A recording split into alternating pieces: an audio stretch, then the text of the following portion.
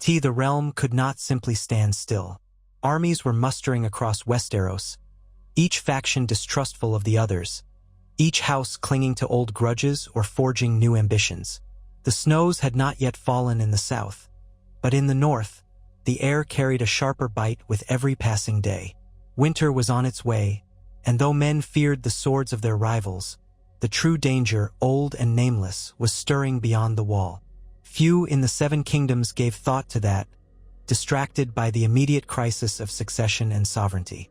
Eddard Stark reached Winterfell at last, wearied and heartsick from the journey that stretched longer than expected due to skirmishes breaking out in the riverlands.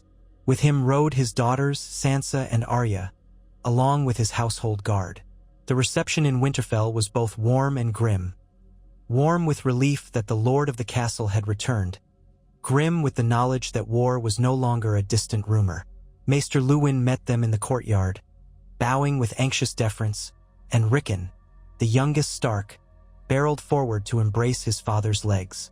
Ned lifted him up, pressing him close, heart aching at how quickly the boy was growing. Another child who would soon have the shape of a man. Robb and Catelyn stood near the base of the great staircase leading to the keep's main hall. Robb was tall for his age, shoulders broad under a fur-lined cloak. His gray eyes flickered with a somber mixture of joy and concern. As soon as Ned dismounted, Robb stepped forward, clasping his father's forearm in a warrior's greeting, then pulling him into a tight embrace. Behind him, Catelyn looked like she had aged years in mere months. Anxiety etched her brow. She curtsied out of habit, then stepped in to place a hand on Ned's cheek, letting out a shaking breath. "You've come home," she said. Her voice carried relief, but not the unburdened kind. Wariness had replaced the usual serenity of Winterfell. Ned nodded. For now, at least. His eyes flicked to Robb. "What tidings from the Riverlands?" Robb tightened his jaw. "Word arrived that the Lannisters have seized Riverrun. They hold Uncle Edmure captive. Great John Umber has already called his banners. So has Roose Bolton and others. They look to you for guidance." Ned's gaze swept over the courtyard. Northern lords, some of them battered from the road, stood in clusters.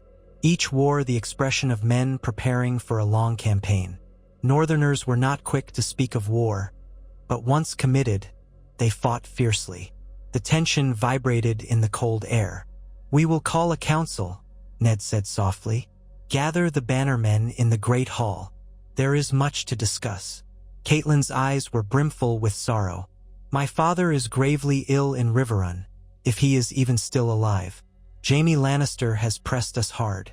Tywin sits in Harrenhal now. They threaten the entire Trident region." Ned nodded grimly. "We shall see to it that House Tully is not abandoned. But we must be wise. Open war with the crown." Robb exhaled a frustrated breath. "Father, the crown is in Lannister hands. Joffrey might call himself a Baratheon, but we all know the truth now." He gestured for them to move inside, to continue the conversation in private, away from curious guards and servants. As they crossed into the keep, Sansa and Arya followed. Sansa's face was tear-stained, for she was both relieved to be home and devastated at having left King's Landing under such shameful circumstances. Arya, her clothes dusty from travel, stared at her surroundings with a mix of comfort and restless energy. The home she knew felt both safe and smaller than it once did, as if she had grown too large in spirit for its walls. A swirl of unresolved emotion hung about both girls. They each remembered Jon's departure for the Wall, how he never got to say a proper farewell, how the city's poison had forced them all into this abrupt flight. Inside the hall, the warmth of braziers and the familiar sight of the stone walls brought Ned a fleeting sense of ease. He turned to his household, instructing them to settle in, see the horses stabled, and refresh themselves. Then, with Catelyn and Robb, he retired to the solar. The narrow windows let in little light, but the fire crackled on the hearth. Catelyn took a seat, resting her hands in her lap, while Robb remained standing, an air of youthful impatience swirling around him. Ned inhaled. "Joffrey sits the Iron Throne now, though by rights it should be Stannis who succeeds Robert. That is not the only matter, however. The Lannisters hold King's Landing. They have an army in the Riverlands, and Tywin Lannister is a formidable foe. Our position in the north is strong, but we must be cautious. If we march to free Riverrun, we risk leaving the north exposed. Robb's jaw set.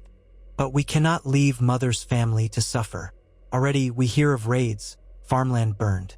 They're pressing the small folk, forcing them into subservience under threat of steel. The Great John wants to ride south and break the siege. How can we stand by? Ned leaned on the table.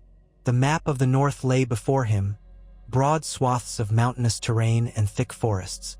We will not stand idle, he said, voice weighted. But I must consider all sides. Balon Greyjoy might see this as an opportunity. If the north empties its armies, the Iron Islands could raid our coasts. We can ill afford to fight two wars at once. Catelyn lifted her chin. Walder Frey still controls the twins. We need his crossing if we're to move south in force. Ned frowned.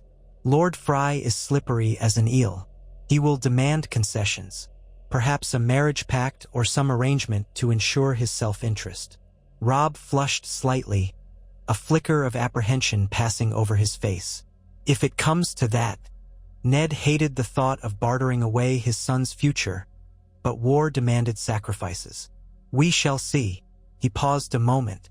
What of the North's readiness? How many can we muster? Robb answered. The lords declare about 18,000 men can be raised swiftly, more if we wait for smaller houses. Some, like the Manderleys, can provide ships. Others, like the Umbers, bring fierce foot soldiers. The Boltons, the Ryswells, the Dustons, all have pledged or are about to. Then we have an army, Ned said quietly. Big enough to match the Lannisters in open field, perhaps. But King's Landing is far to the south.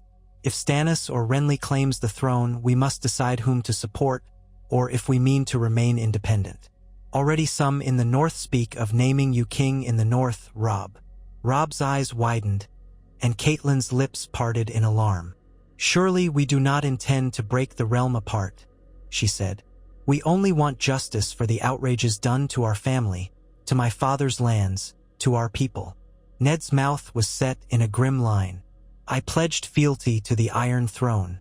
Robert is gone, but by law, Stannis is next in the line of succession. Yet Joffrey has seized the throne, with the Lannisters backing him. There will be war. If we remain aloof, we may see the war come to us anyway. The best outcome might be to see Stannis crowned, but he is not a warm man. And we must be certain he does not see the North as rebellious once he claims the throne. Catelyn sighed. What of Renly's claim? He has the Tyrells. They have an army to match the Lannisters. If Renly supplants Joffrey, that might end the threat quickly. Ned shook his head. Renly's claim is weaker by all the laws of succession, but he is charming, with the might of the Reach behind him. He might hold the realm together more easily than Stannis. Yet from all I have seen, no side is likely to yield. We stand on the brink of a great conflagration. He rubbed his temples. The time for decisive action is near. If we do nothing, House Tully suffers. If we act rashly, we risk ruin. Before they could delve deeper, a knock sounded at the solar door, and Maester Luwin entered. He carried a small stack of scrolls, each sealed with various sigils. My lord, he said, dipping his head in greeting. Messages have come from Moat Cailin, from White Harbor, from Bear Island, and also from Castle Black. Ned's expression shifted at the mention of Castle Black. He held out his hand. Luwin passed him the top scroll. The wax bore the sigil of the Night's Watch, a black field. Ned broke the seal and scanned the letter, heart tightening. Jon's words were brief and formal, describing his acceptance into the Night's Watch, mentioning that the vow had been taken. No direct mention was made of his parentage or the conflict in the realm, but the tension between the lines was evident. He wrote that rumors of war had reached the Wall and that the brothers were ill-prepared for a harsh winter, let alone a kingdom torn by strife. Wildlings stirred beyond the Wall. Reports of strange sightings, dead men walking, circulated, though many dismissed them as tall tales. Jon finished by expressing hope that the family was safe. He asked after Bran and Rickon, who had remained in Winterfell, and after his sisters. He wrote nothing of Targaryens or claims to the throne.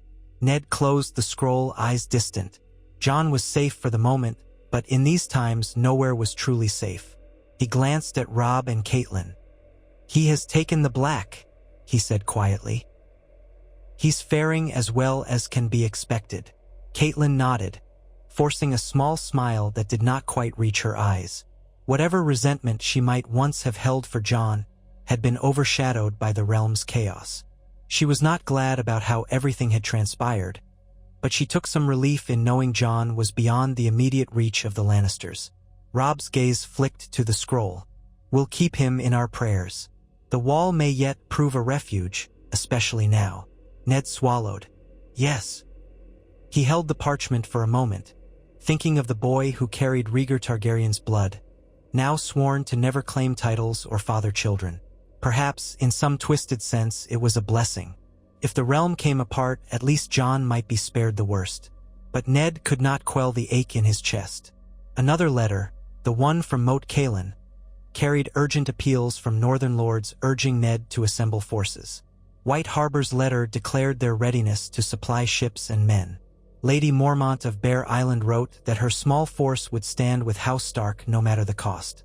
The North was moving, bracing, hungry for leadership. Ned's vow to Robert's memory had once stayed his hand, but Robert was gone. Joffrey wore the crown. War was upon them. He turned to Luwin. "Summon the bannermen here within a fortnight, if possible. We will hold a war council. Prepare the ravens. We must settle our course, whether to march or defend, whether to ally with Stannis or remain independent." He paused, as if tasting bitterness on his tongue. "And we should be ready to cross into the riverlands if need be." Luwin inclined his head. "Yes, my lord." Robb let out a breath, tension easing slightly. They had a plan, tenuous but a plan all the same. That afternoon, Ned spoke at length with each major northern lord who had arrived early. The Great Jon, roaring and boisterous, eager for battle. Roose Bolton, quiet and unsettling in his calm. Lady Mormont, fierce and practical.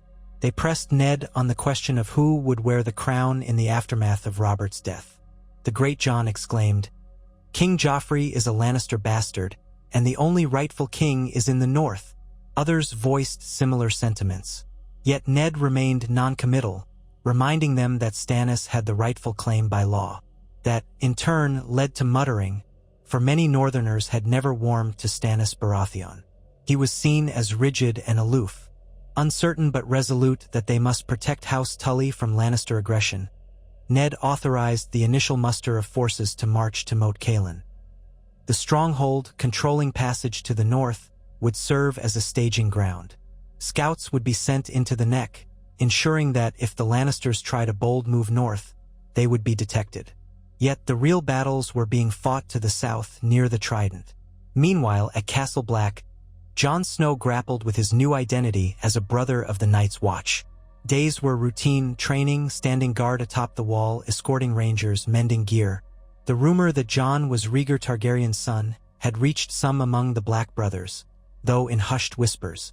Most reacted with indifference or skepticism. They only knew him as Jon, a capable swordsman who had a gloom in his eyes. But a few recruits, Chet among them, muttered that the Watch had no place for Targaryen scum, or that the boy might bring trouble. The older brothers, including Ser Alliser Thorne, found cause to sneer as they always did, though Thorne's barbs about Lord Snow had taken on a more bitter edge after hearing the rumors. Still, the Black brothers were short on men, short on supplies, and short on patience for petty intrigue. The greater worry was the wildlings who stirred under Mance Rayder's banner. Jon's heritage might have made him infamous in the south, but here, in the perpetual cold, it was overshadowed by the threat of winter. Samwell Tarly remained Jon's closest friend, shy and bookish but loyal. One evening, after their watch ended, Sam mustered the courage to ask Jon directly about the rumors. They huddled in the warmth of the library, the flickering torchlight dancing over shelves of dusty tomes. Sam's voice trembled slightly, as if he feared crossing a line. "Jon," Sam began, "I've heard these whispers. They say you're not really Lord Eddard's son, but Prince Rhaegar's. I don't know if it's my place to ask, but is it true? Jon swallowed hard. He hadn't shared the details openly since that day in King's Landing. It's true, he said in a low voice. I'm the son of Rhaegar Targaryen and Lyanna Stark. Lord Eddard is my uncle. I only learned of it myself recently. In truth, Sam, it doesn't change my life here. My vow is the same. I'm a black brother, no more, no less. Sam's eyes went wide. Gods, he whispered. I can't imagine how you must feel. All my life I wanted my father's approval, but you carry the blood of kings. Does it? It must weigh on you. Jon looked down at his hands. Sometimes it does, but what can I do? I swore to wear the black until the end of my days. What difference does it make if my father wore a crown or not? He glanced at Sam. I don't want the throne even if I had a claim, and with the realm in turmoil I don't see how that helps me. It only puts me in more danger should the king. He paused, forcibly correcting himself. Should that boy, Joffrey, decide that I'm a threat, the wall might be the only place they'll leave me be. Sam nodded, sympathy in his soft eyes. I'm sorry for prying. I won't speak of it again. Jon managed a small smile. It's all right, Sam. You're my friend. I trust you. He shifted his gaze to the shelves, scanning the dusty spines of books about the long night and the mysteries of the others. Anyway, with what's happening beyond the wall, maybe we have bigger concerns. Indeed, the Watch's rangers had reported sightings of dead animals in unnatural patterns, and a few men had vanished in the haunted forest under odd circumstances. Whispers of white shadows moving at dusk persisted. Most in the Seven Kingdoms dismissed such tales, but here, men were forced to confront the uncertain. The old stories spoke of the others returning when the cold was at its fiercest, and though many believed it to be myth, a creeping dread was settling in among the senior rangers. Jon felt it too, a cold that had nothing to do with the wind. Further south, in the city of King's Landing, King Joffrey Baratheon, though truly of Lannister blood, sat the Iron Throne. His mother, Queen Regent Cersei, ruled in all but name, manipulating the small council to consolidate her family's power. The Tyrells had not declared for Joffrey, but they had not openly opposed him either, biding their time in the Reach. Stannis had raised his banner on Dragonstone, calling himself the true heir, though many scorned him as uncharismatic and overshadowed by rumor of dabbling in foreign gods. Renly, the charismatic younger Baratheon brother, had rallied the Reach and declared himself king. War loomed with 3 self-proclaimed kings in the south, while the north now marched under Eddard Stark in defiance of the Lannisters. Whispers abounded of a potential Targaryen claim from beyond the sea as well, for Daenerys Targaryen lived, rumored to be carrying a child fathered by a Dothraki warlord. The Seven Kingdoms had never been so fractured. Sansa Stark lived in uneasy limbo within the Red Keep. She had been left behind when her father departed, or so many believed. In truth, Ned had intended to take both his daughters away, but Sansa had hesitated, clinging to the dream of being a queen. By the time she realized how dangerous it was too late. Cersei had insisted Sansa remain as a ward, an insurance against Stark rebellion. Now the young girl found herself betrothed still to Joffrey, but he showed her no kindness. He relished humiliating her, especially in front of the court. Sansa's illusions about courtly life were all but shattered. She spent her days in fear and confusion, comforted only by her memories of home. She had no news of Arya or her father, no notion that they had reached Winterfell safely. When word reached her that Robert had died and that Ned Stark was branded a traitor for questioning Joffrey's legitimacy, she nearly fainted from grief. Yet she tried to maintain a facade of loyalty, praying that she could somehow help her family. Court, the Lannisters overshadowed everything. Tyrion Lannister, freshly returned from the Vale where he had been captive of Lady Lisa Arryn, arrived with a retinue of savage hill tribes from the Mountains of the Moon, plus a letter from his father naming him acting hand of the king. He took in the chaos of King's Landing with a sardonic eye, seeing the folly of Joffrey's cruelty and Cersei's paranoia. Yet he was no friend to the Starks, not truly. His primary loyalty was to House Lannister, though he valued his own sense of cunning above blind obedience. In private, he questioned the wisdom of allowing a civil war to rage, for it threatened the realm's stability, and the power of House Lannister with it. But Tywin had commanded him to keep Joffrey in line and secure the city, so Tyrion did what he could, clashing often with Cersei over policy. Rumors about Jon Snow, a Targaryen in black, occasionally slipped through the city's taverns and alleyways, but Tyrion weighed them with skepticism. Could Eddard Stark have truly sheltered Rhaegar's child? He found it both plausible and extraordinary. He recalled meeting Jon Snow at Winterfell, a solemn boy, and tried to imagine him as a Targaryen prince. Strange indeed, but that rumor alone was overshadowed by the immediate presence of 3 Baratheon pretenders, not to mention the ever-growing tales of Daenerys Targaryen across the Narrow Sea. Another Targaryen might matter if events conspired to place him in a position of power, but Tyrion saw no immediate path for a brother of the Night's Watch to claim a throne. Still, the realm's appetite for drama and prophecy was insatiable, especially as war brewed. Tyrion kept the rumor in the back of his mind, a card that might or might not become useful someday. Outside the Red Keep's walls, the city of King's Landing seethed. Refugees from the Riverlands arrived daily, fleeing Lannister raids and seeking shelter behind the capital's walls. Food grew scarce, prices soared, and the city's poor grumbled against T.A. Boy King and his wealthy advisors. The Gold Cloaks patrolled the streets with brutal efficiency, though they were badly outnumbered by the masses of small folk. People began to recall the rumor about a hidden Targaryen with a certain wistfulness. Some foolishly believed that a Targaryen return might bring relief from the Lannisters. Others remembered the atrocities of the Mad King and spat at the mention of dragons. Yet all the talk only deepened the sense of crisis. In brothels, wine sinks, and shadowy corners of Flea Bottom, men openly doubted that Joffrey would keep the city safe. War was coming from north and south, from across the sea, from any direction one cared to look. Word soon arrived that Renly had crowned himself at Highgarden with the Tyrell's blessing, forging a powerful alliance. Renly's host marched toward Storm's End, hoping to secure the Baratheon stronghold. Stannis, upon hearing this, refused to yield his own claim, urging lords to follow him as the rightful heir. Tales came of a Red Priestess advising Stannis, a woman rumored to cast strange shadows. The crown under Joffrey declared both brothers traitors, even as it fielded armies to face the north and to quell the Riverlands. The War of 5 Kings, as the small folk dubbed it, had begun in earnest. But hidden among the swirl of events was a lesser-known complication, the knowledge that a Targaryen heir had once been fostered in the north. Most lords dismissed it as rumor.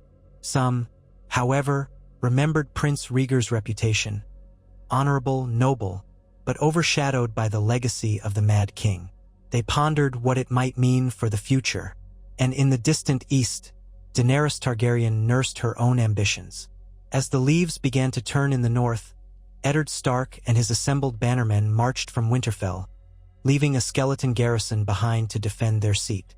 Catelyn accompanied him, unwilling to remain behind when her father and brother were in peril at Riverrun. Arya and Rickon stayed in Winterfell under the care of Maester Luwin and Ser Roderick Castle. The host swelled with each mile south, as more northern lords joined. Their banners caught the autumn sun. Direwolves of Stark, mermen of Manderley, flayed men of Bolton, bears of Mormont, fists of Glover, unicorns of Hornwood, and more. It was a grand procession, but ominous too, for such a gathering meant bloodshed was inevitable. Robb rode at Ned's side, quiet determination in his features. He was scarcely more than a boy, yet war demanded he be a man grown. Reaching Moat Cailin, they found the fortress in disrepair, the swampy terrain making approach difficult for large forces. Still, the strategic value of holding the neck was crucial. Scouts informed them that the Lannisters had not advanced north of the Twins yet, focusing their efforts on the Riverlands. The plan emerged. They would need the Frey's cooperation to cross the Green Fork swiftly. Ned, recalling Walder Frey's temperament, grimaced. The old man would demand concessions, perhaps a marriage alliance for Robb or one of the younger Starks. Yet time was pressing. If Riverrun was to be relieved, they could not tarry. The host pressed on through the neck, the bog devils and lizard lions leaving them mostly unmolested, though the journey was slow. Catelyn was sent ahead as an envoy to the twins, accompanied by a small retinue. Ned insisted her familial connection to the Tullus and her well-spoken courtesy might better sway Lord Walder than any threat or bribe. While she went to negotiate, the army camped a few leagues away, waiting under gray skies. Though Ned believed in honorable dealings, he knew Walder Frey had little sense of loyalty and might spurn them if he sensed a chance to align with the Lannisters or benefit from another king's favor. Uncertainty gnawed at the northern lords. Morale wavered, but after several tense days, Catelyn returned, her face drawn but resolute. She brought terms from Walder Frey, safe crossing for the Stark host in exchange for a betrothal between Robb and one of Frey's daughters, the fostering of Arya at the twins once the war concluded, and certain other minor demands. Catelyn had agreed, seeing no alternative. Robb's cheeks burned with indignation at being bartered like a pawn, but Ned reminded him that these were the realities of war. "You must do your duty," Ned said quietly. "If we refuse, we cannot cross, and Riverrun may fall.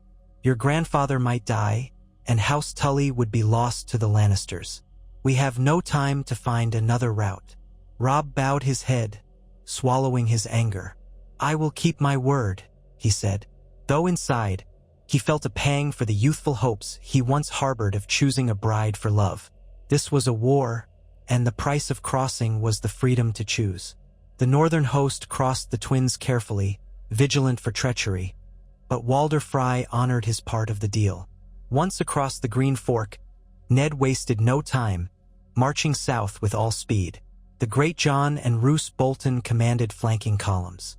Advance scouts galloped ahead, sending ravens back with updates. The Lannisters were indeed besieging Riverrun, with Jaime Lannister in command. Tywin Lannister held Harrenhal, guarding the major approach from the south. Ned intended a bold move, to slip around Jaime's lines or confront them head-on and break the siege. The risk was high, but the reward would be the liberation of Riverrun and a blow to Lannister prestige. In the smoky haze of pre-dawn, the northern host fell upon the Lannister camp near the fords of the Red Fork. Roose Bolton's flank circled wide, while the main force crashed headlong into the Lannister outposts.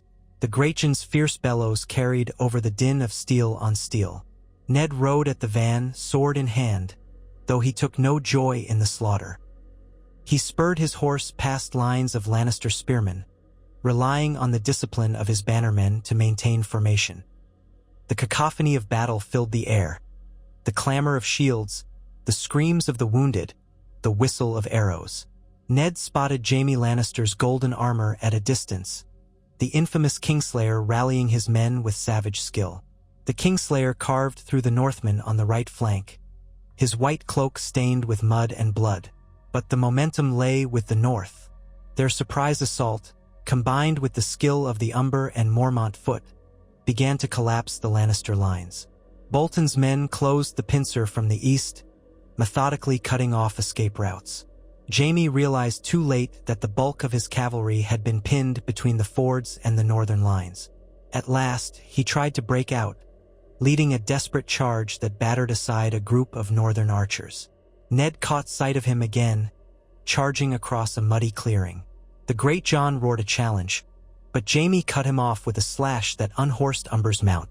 Before Jaime could land a killing blow, other Northmen surrounded him. Ned, seeing the moment was precarious, spurred his horse to help. A swirl of chaos enveloped them. Men fighting in close quarters, the clang of steel echoing.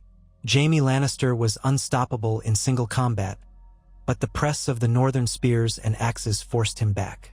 His horse stumbled in the churned mud. He was dismounted, forced to continue on foot, a deadly blur of swordsmanship. Ned dismounted as well, refusing to let his men face the Kingslayer alone. Swords rang, their edges sparking in the half-light. Jaime lunged at Ned, the speed of his attack astonishing.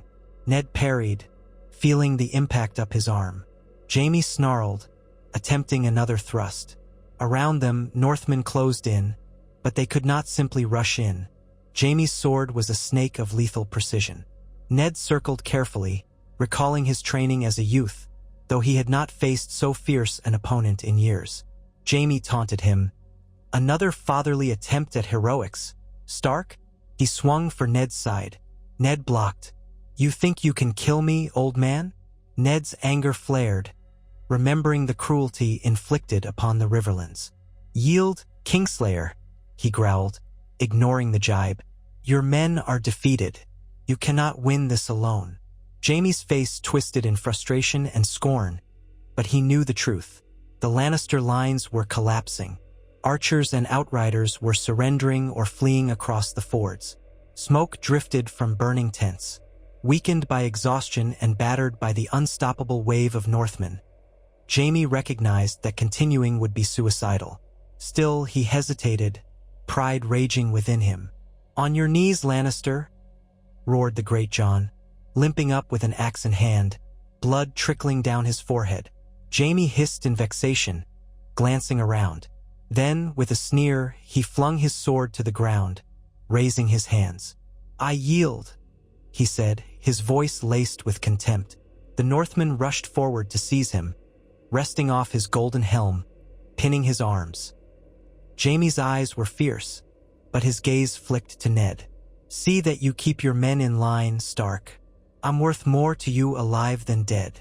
Ned felt no triumph, only relief that the battle was ending. You are my prisoner, he said. This war is far from done. He gestured for the men to guard Jaime carefully. Though the Kingslayer had surrendered, Ned knew the Lannisters would not take kindly to losing their favored son. The aftermath of the battle was brutal, with the Red Fork running red indeed. The North had secured a decisive victory, capturing Jaime Lannister and freeing Riverrun from the siege. When Eddard Stark led his host to the gates of Riverrun, Lord Hoster Tully, gravely ill, was carried out on a litter, tears in his eyes at the sight of his daughter and Ned. Edmure Tully, battered but alive, greeted them with open arms. The relief in the castle was palpable. The Tully banners once more flew free, and the populace hailed the Starks as liberators. Inside Riverrun's great hall, they convened a war council among the triumphant Northern lords and the Tully leadership. Jaime Lannister was thrown into a cell, heavily guarded. Ned wanted him treated fairly, but not given opportunity to escape. Rumors of the victory spread like wildfire, emboldening many riverlords who had wavered in fear of Tywin's might. Now House Mallister, House Bracken, House Blackwood, and others rallied to House Tully's side. The question loomed large. What next? Catelyn stood with Ned as they surveyed the newly loyal riverlords. The Great John demanded they march at once on Harrenhal, to push Tywin out of the Riverlands altogether. Others counseled caution, suggesting that taking Harrenhal by force would be a bloody siege indeed. Robb listened closely, trying to absorb the complexities of command. Catelyn, stricken with concern for her father, who drifted in and out of lucidity, also felt compelled to speak for compromise. War was draining resources quickly. Winter was coming, and no one had illusions about how that might cripple supply lines. Then came the question that had echoed in Winterfell. Would they proclaim their own king, or support Stannis, or remain aloof? Hoster Tully, in a rare moment of clarity, urged them to be prudent. Declaring independence might bring the weight of every southern kingdom down upon them. Edmure, younger and hot-blooded, wanted a strong stand. Some of the riverlords favored an alliance with Renly, given his ties to the Tyrells and the promise of a swift end to Lannister tyranny. Others, especially the more law-minded among them, insisted that Stannis was the rightful heir, though none were eager to embrace Stannis's rumored alliance with red sorceries. The Northmen were divided as well, though the Great John led a faction pushing for full northern independence under a Stark king. Ned did his best to moderate, reminding them that their immediate task was to secure the trident from Tywin's forces and hold Jaime as a valuable hostage. That gave them bargaining power. While the lords debated, the common folk wept with gratitude or cowered in fear of further fighting. Every day, refugees brought tales of burned farms and ravaged villages at the fringes of the Lannister lines. Harrenhal loomed like a black omen in the distance, Tywin Lannister's banner draped over its scorched towers. With Jaime captured, many expected Tywin to retaliate brutally. In King's Landing, the news of Jaime Lannister's capture reached Cersei like a hammer blow. She raged, smashing a goblet of wine across the floor, while Joffrey sneered and declared that they should kill Ned Stark's daughter, until his mother reminded him that Sansa was their only leverage to keep Jaime alive. Sansa, unaware of her own narrow escape from the king's petulant fury, wept in her chambers, torn between relief that her father had won a victory and terror for what Joffrey might do next.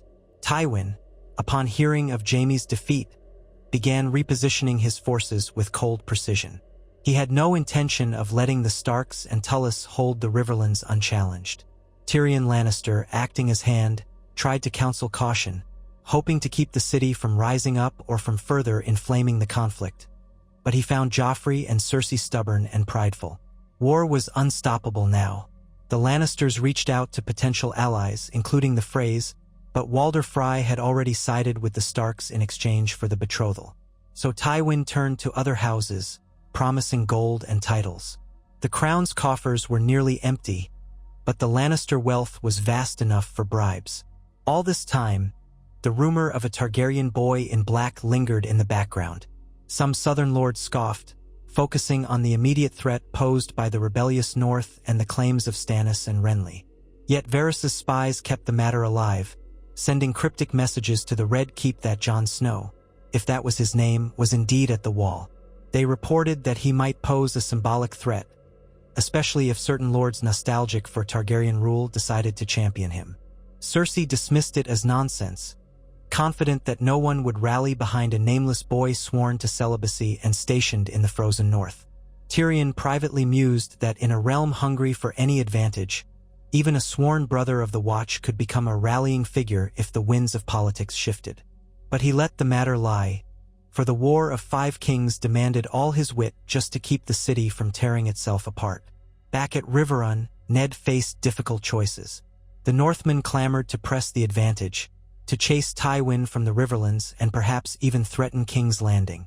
Roose Bolton advocated for a swift, ruthless strike.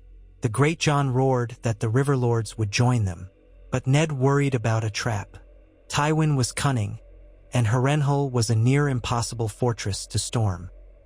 Worse, word trickled in that Stannis was amassing ships at Dragonstone, while Renly had crowned himself in the south. The realm was fracturing so completely that the outcome was anyone's guess. If Ned marched on Harrenhal and was caught between Tywin and another southern army, the northern host could be destroyed. Late one evening, as the fires in the Great Hall burned low, Ned conferred alone with Catelyn. They stood near a window, gazing at the moonlit river below. Her face was etched with concern. "Your bannermen will follow your lead, Ned," she said softly. "They trust your wisdom, but they want clarity. Will we name Robb King, or will we bend the knee to someone else's cause?" Ned let out a weary sigh. "They want me to lead them to victory, to vengeance for all the wrongs done. But I never wanted a crown. The North is part of the realm. We have always been. The Targaryens took it by conquest centuries ago, yes, but we swore fealty all the same. Robert was my friend, and I served him. Now he's gone, replaced by a boy who isn't even truly his son. Stannis has the rightful claim. Renly has support from the Tyrells. Meanwhile, across the sea, Daenerys Targaryen may come with Dothraki hordes." Catelyn put a hand on his. "You speak of larger matters, but for now, the lords want an immediate course. If we do nothing, Tywin will regroup. If we march, we could be the anvil on which the Lannister hammer breaks, or we could be hammered ourselves. Jaime is a powerful hostage, but it won't stop Tywin's wrath." Ned nodded grimly. "We must use Jaime. He might be our best leverage to free Sansa and secure some negotiation. The idea of continuing to fight a bitter war with no attempt at peace troubles me. If the Lannisters kill Sansa, He broke off, pained. "Yet I do not trust them to keep their word." Catelyn's eyes glistened. "We must try. For Sansa's sake. For Arya." Ned exhaled. "We shall attempt to open a parley. Perhaps Tywin will trade Sansa for Jaime. Yet even if we secure Sansa's release, that does not end the war. Joffrey sits the throne. He will not easily relinquish it. They fell into a somber hush. The next day, Ned addressed the gathered lords. He announced that they would send an emissary under a flag of truce to Tywin Lannister, proposing a prisoner exchange, Jaime for Sansa. They would also present a set of terms. The crown must acknowledge the charges against Ned as false, must grant the Riverlands restitution, and must forswear any future aggression against the North. If the Lannisters refused, the war would continue, and the North would press deeper. It was a risky gambit, for Tywin was not known to yield. Yet the mere possibility of Sansa's safe return tempered the thirst for immediate battle among many of the lords. They agreed to hold position near Riverrun, fortifying it against any Lannister assault from Harrenhal, while the Great Jon and Bolton scouted for weaknesses or opportunities.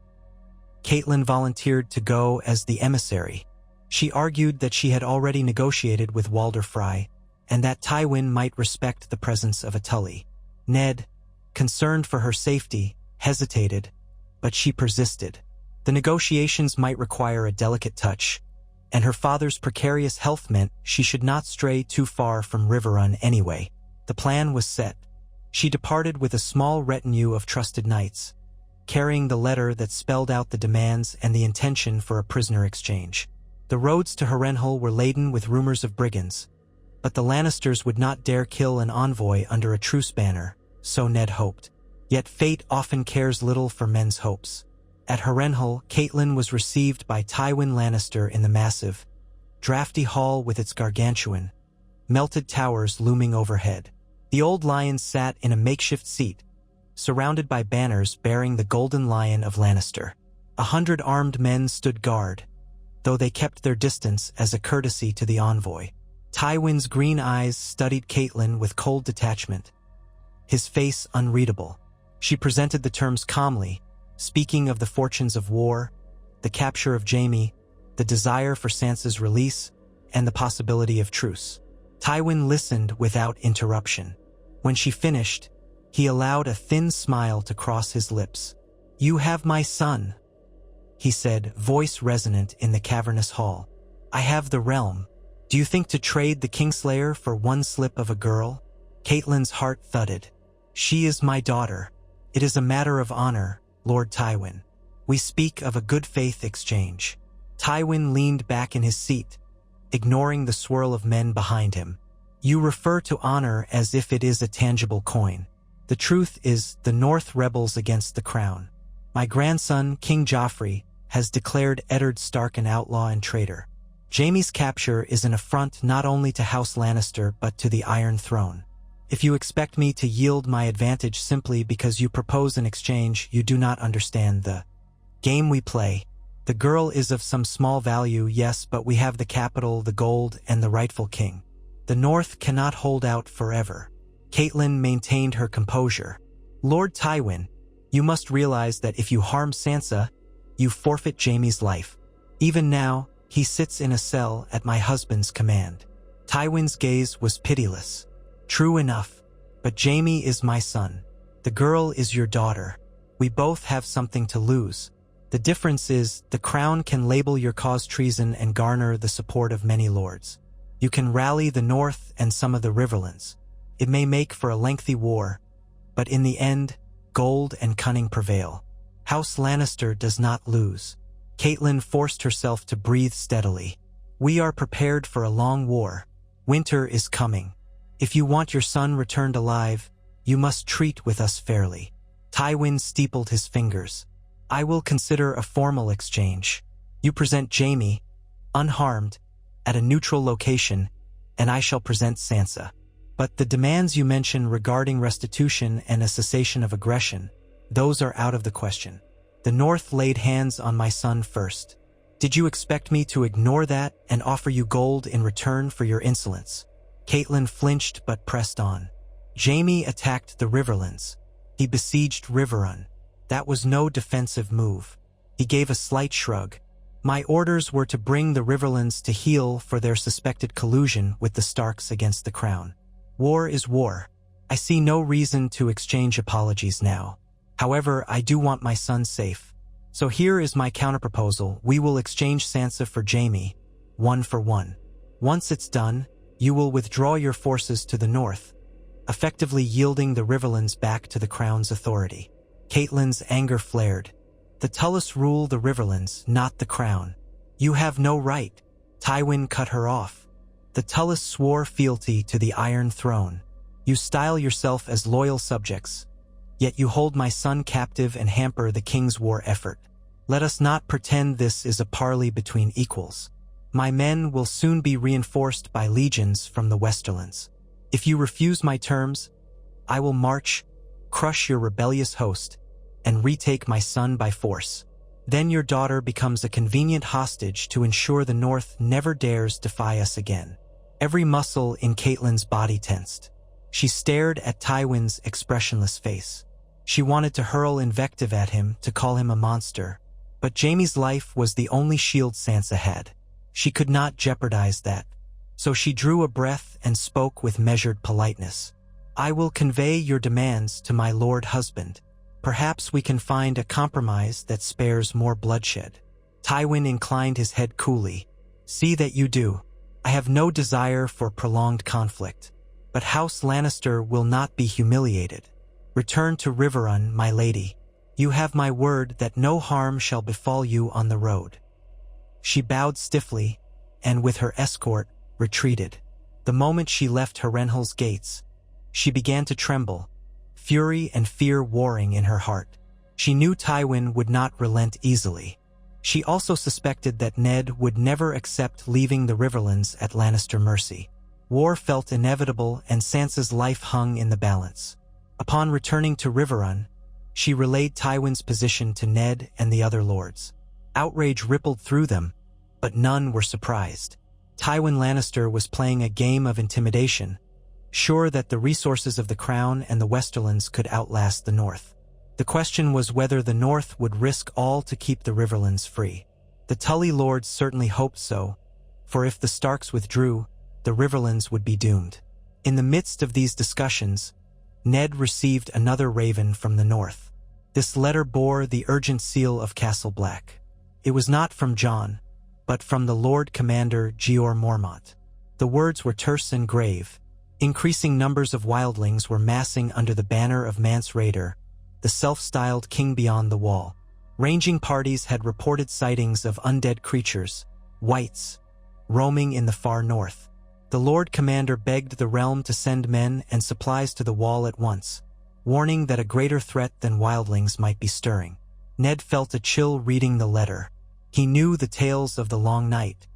He had never dismissed them outright, but the living threat of Lannister armies always loomed larger in men's minds. Now, while Westeros tore itself apart in civil war, the old darkness might be returning. Ned showed the letter to Robb, to Catelyn, and to the lords, but it provoked more confusion than action. Most refused to believe in old ghost stories.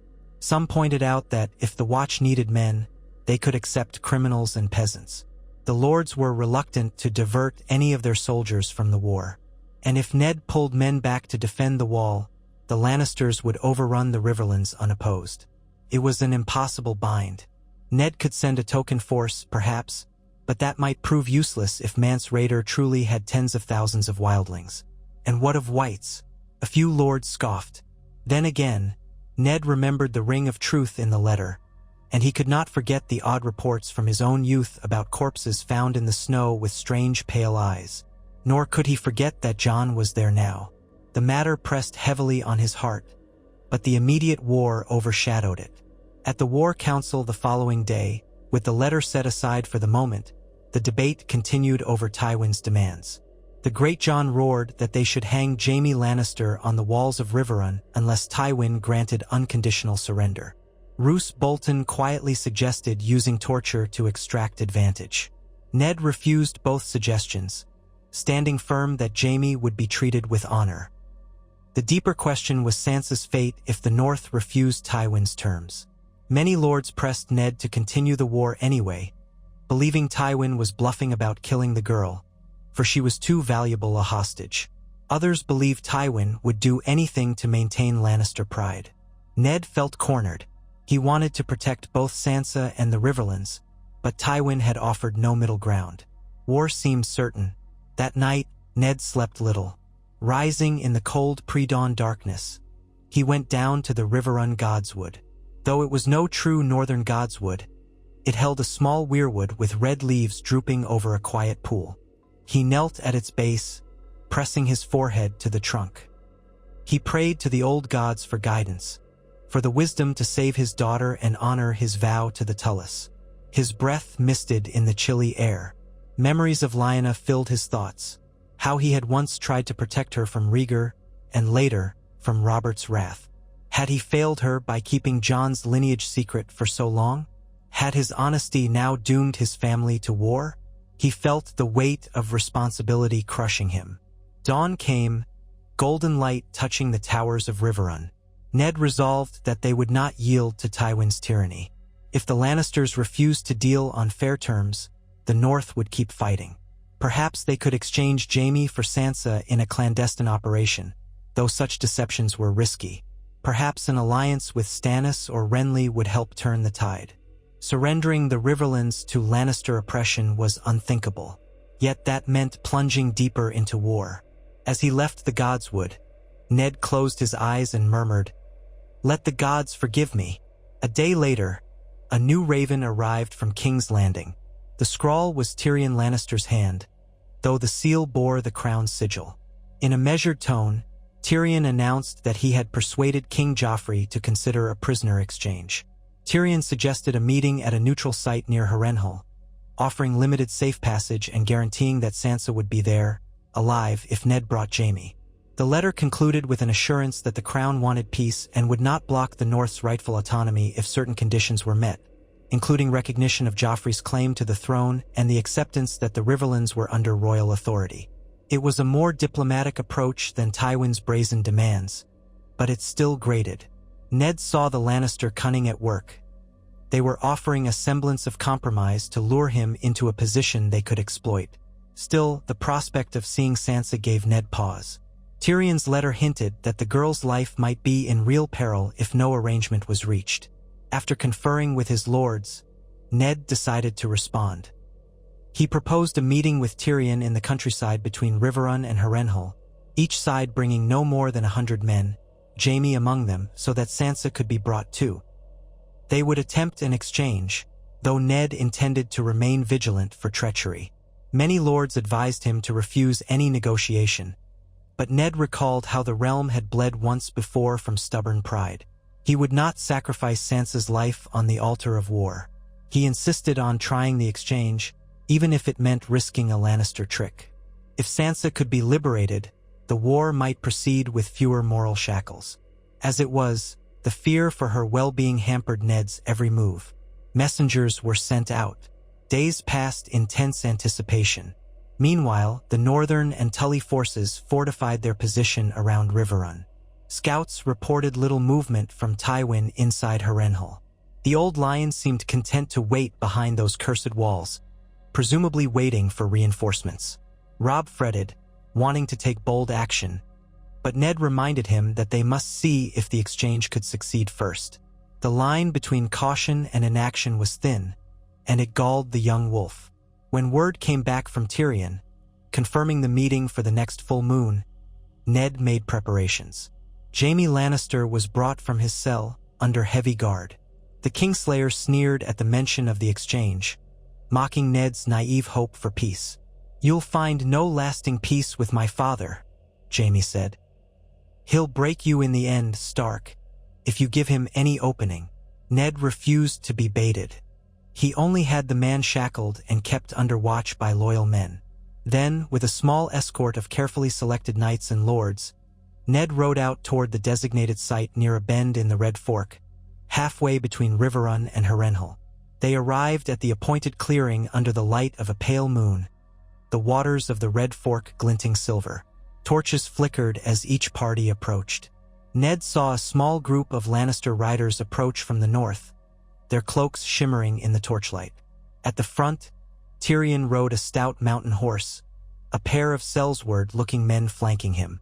Behind them, another half-dozen Lannister guards formed a protective wedge. Ned tensed, scanning for any sign of Sansa. Then he spotted a covered litter trailing the group, escorted by 3 more Lannister men-at-arms. His heart leapt. That could be her, or it could be a trick. Ned's own party consisted of himself, the Great John, Ser Wylis Manderly, and a handful of guards. Jaime rode in their midst, wrists bound. The tension in the air crackled as they drew to a stop. The Great John barked, "Any treachery, imp, and you lose your brother's head." Tyrion raised a hand in a placating gesture, glancing at Ned. "Let's keep this civil, shall we? We're here for an exchange, not a brawl. You have my brother. We have your daughter. Let's see if we can do this without bloodshed."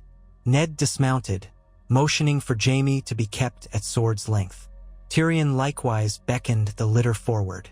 A soldier drew the curtain aside, and there was Sansa, pale and trembling, but alive.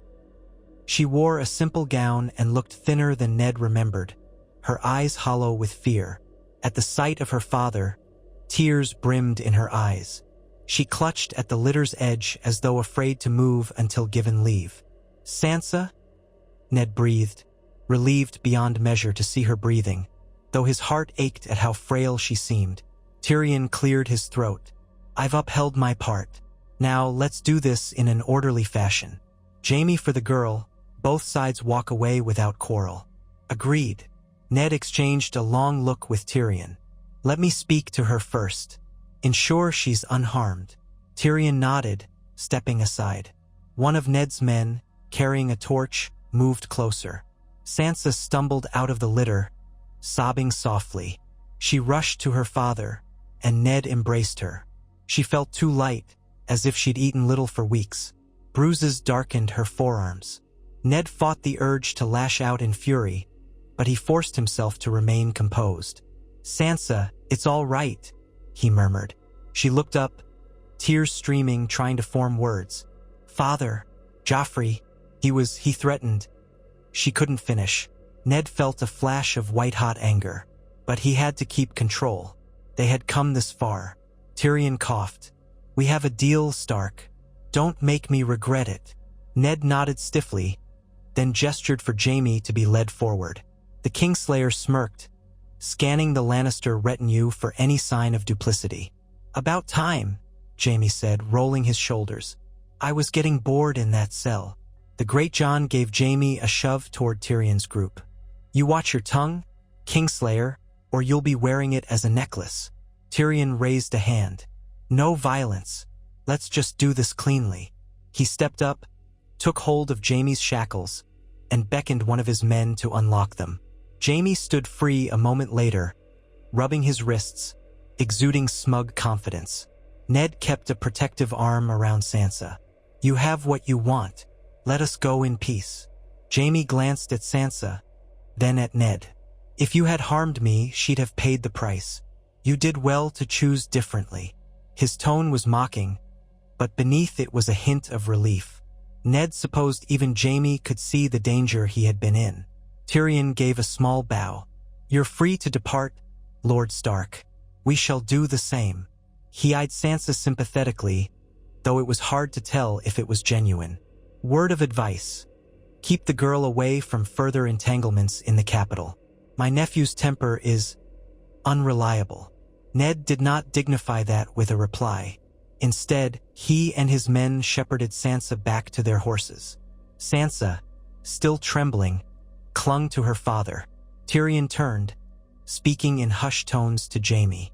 The Great John kept his hand near his sword, expecting at any moment that Lannister men might spring an ambush. But no ambush came. In a strange hush, both parties withdrew, each half expecting the other to break their word. The only sounds were the clopping of hooves and the rush of the river. At last, Ned and his retinue vanished into the night, taking Sansa away from her captors. Tyrion and Jaime rode the opposite direction, heading for Harrenhal. An uneasy exchange had been completed. When they were safely out of range, Ned halted the party. He took Sansa into his arms again, pressing his forehead to hers. She sobbed, releasing weeks of pent-up terror. The Great John quietly signaled the guards to keep watch, giving the Starks some space.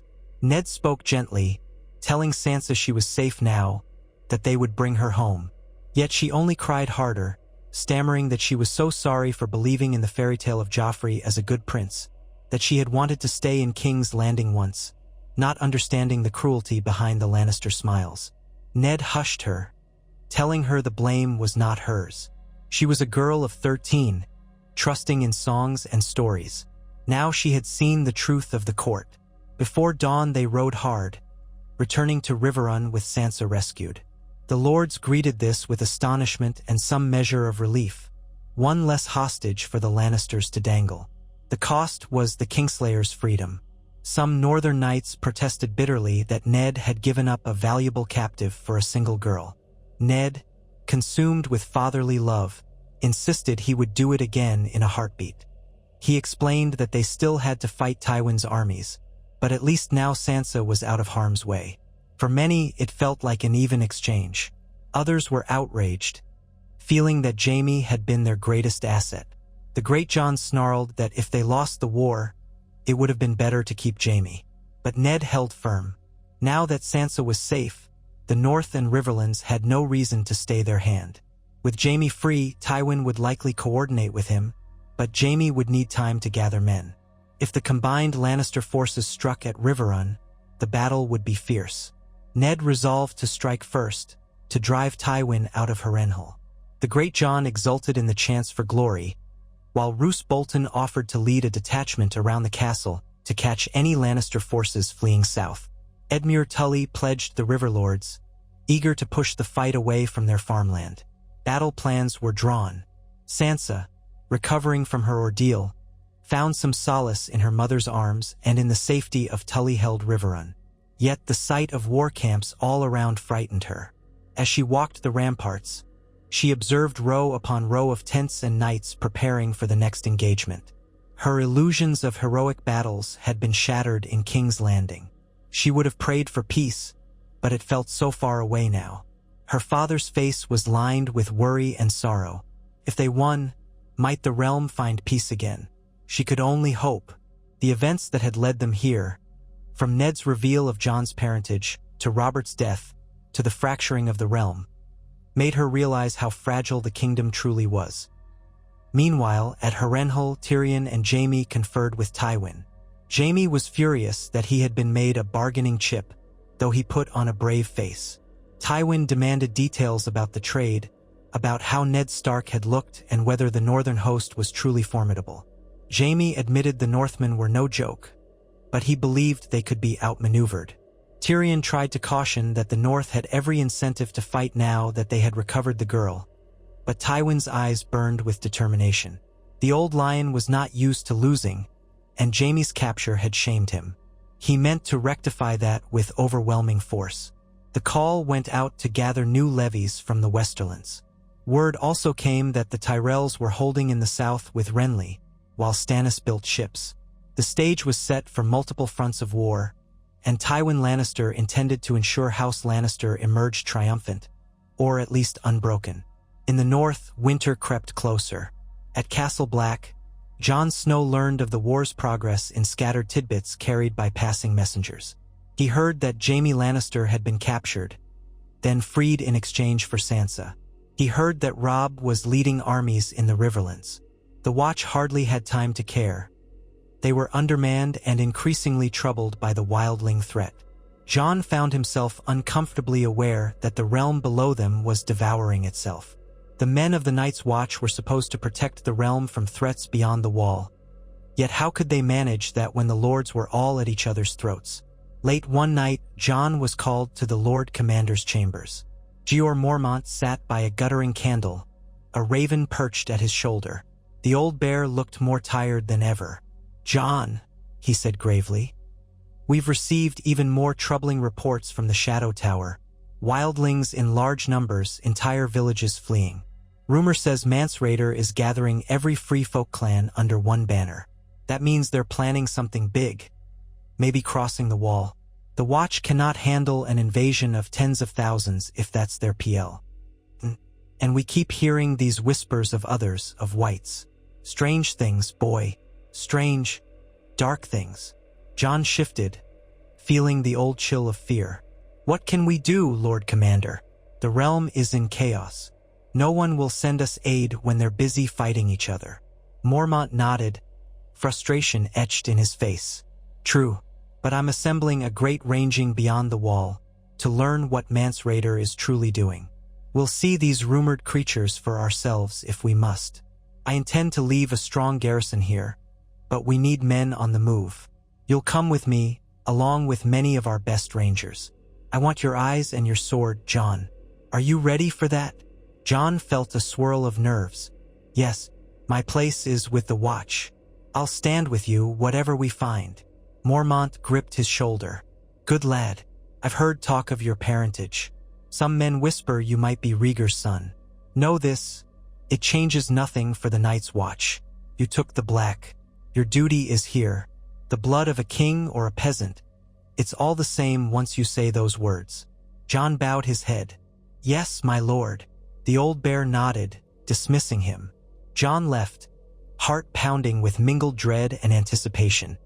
He was about to march beyond the wall into unknown perils, while the realm he had once dreamt of belonging to devoured itself in civil war.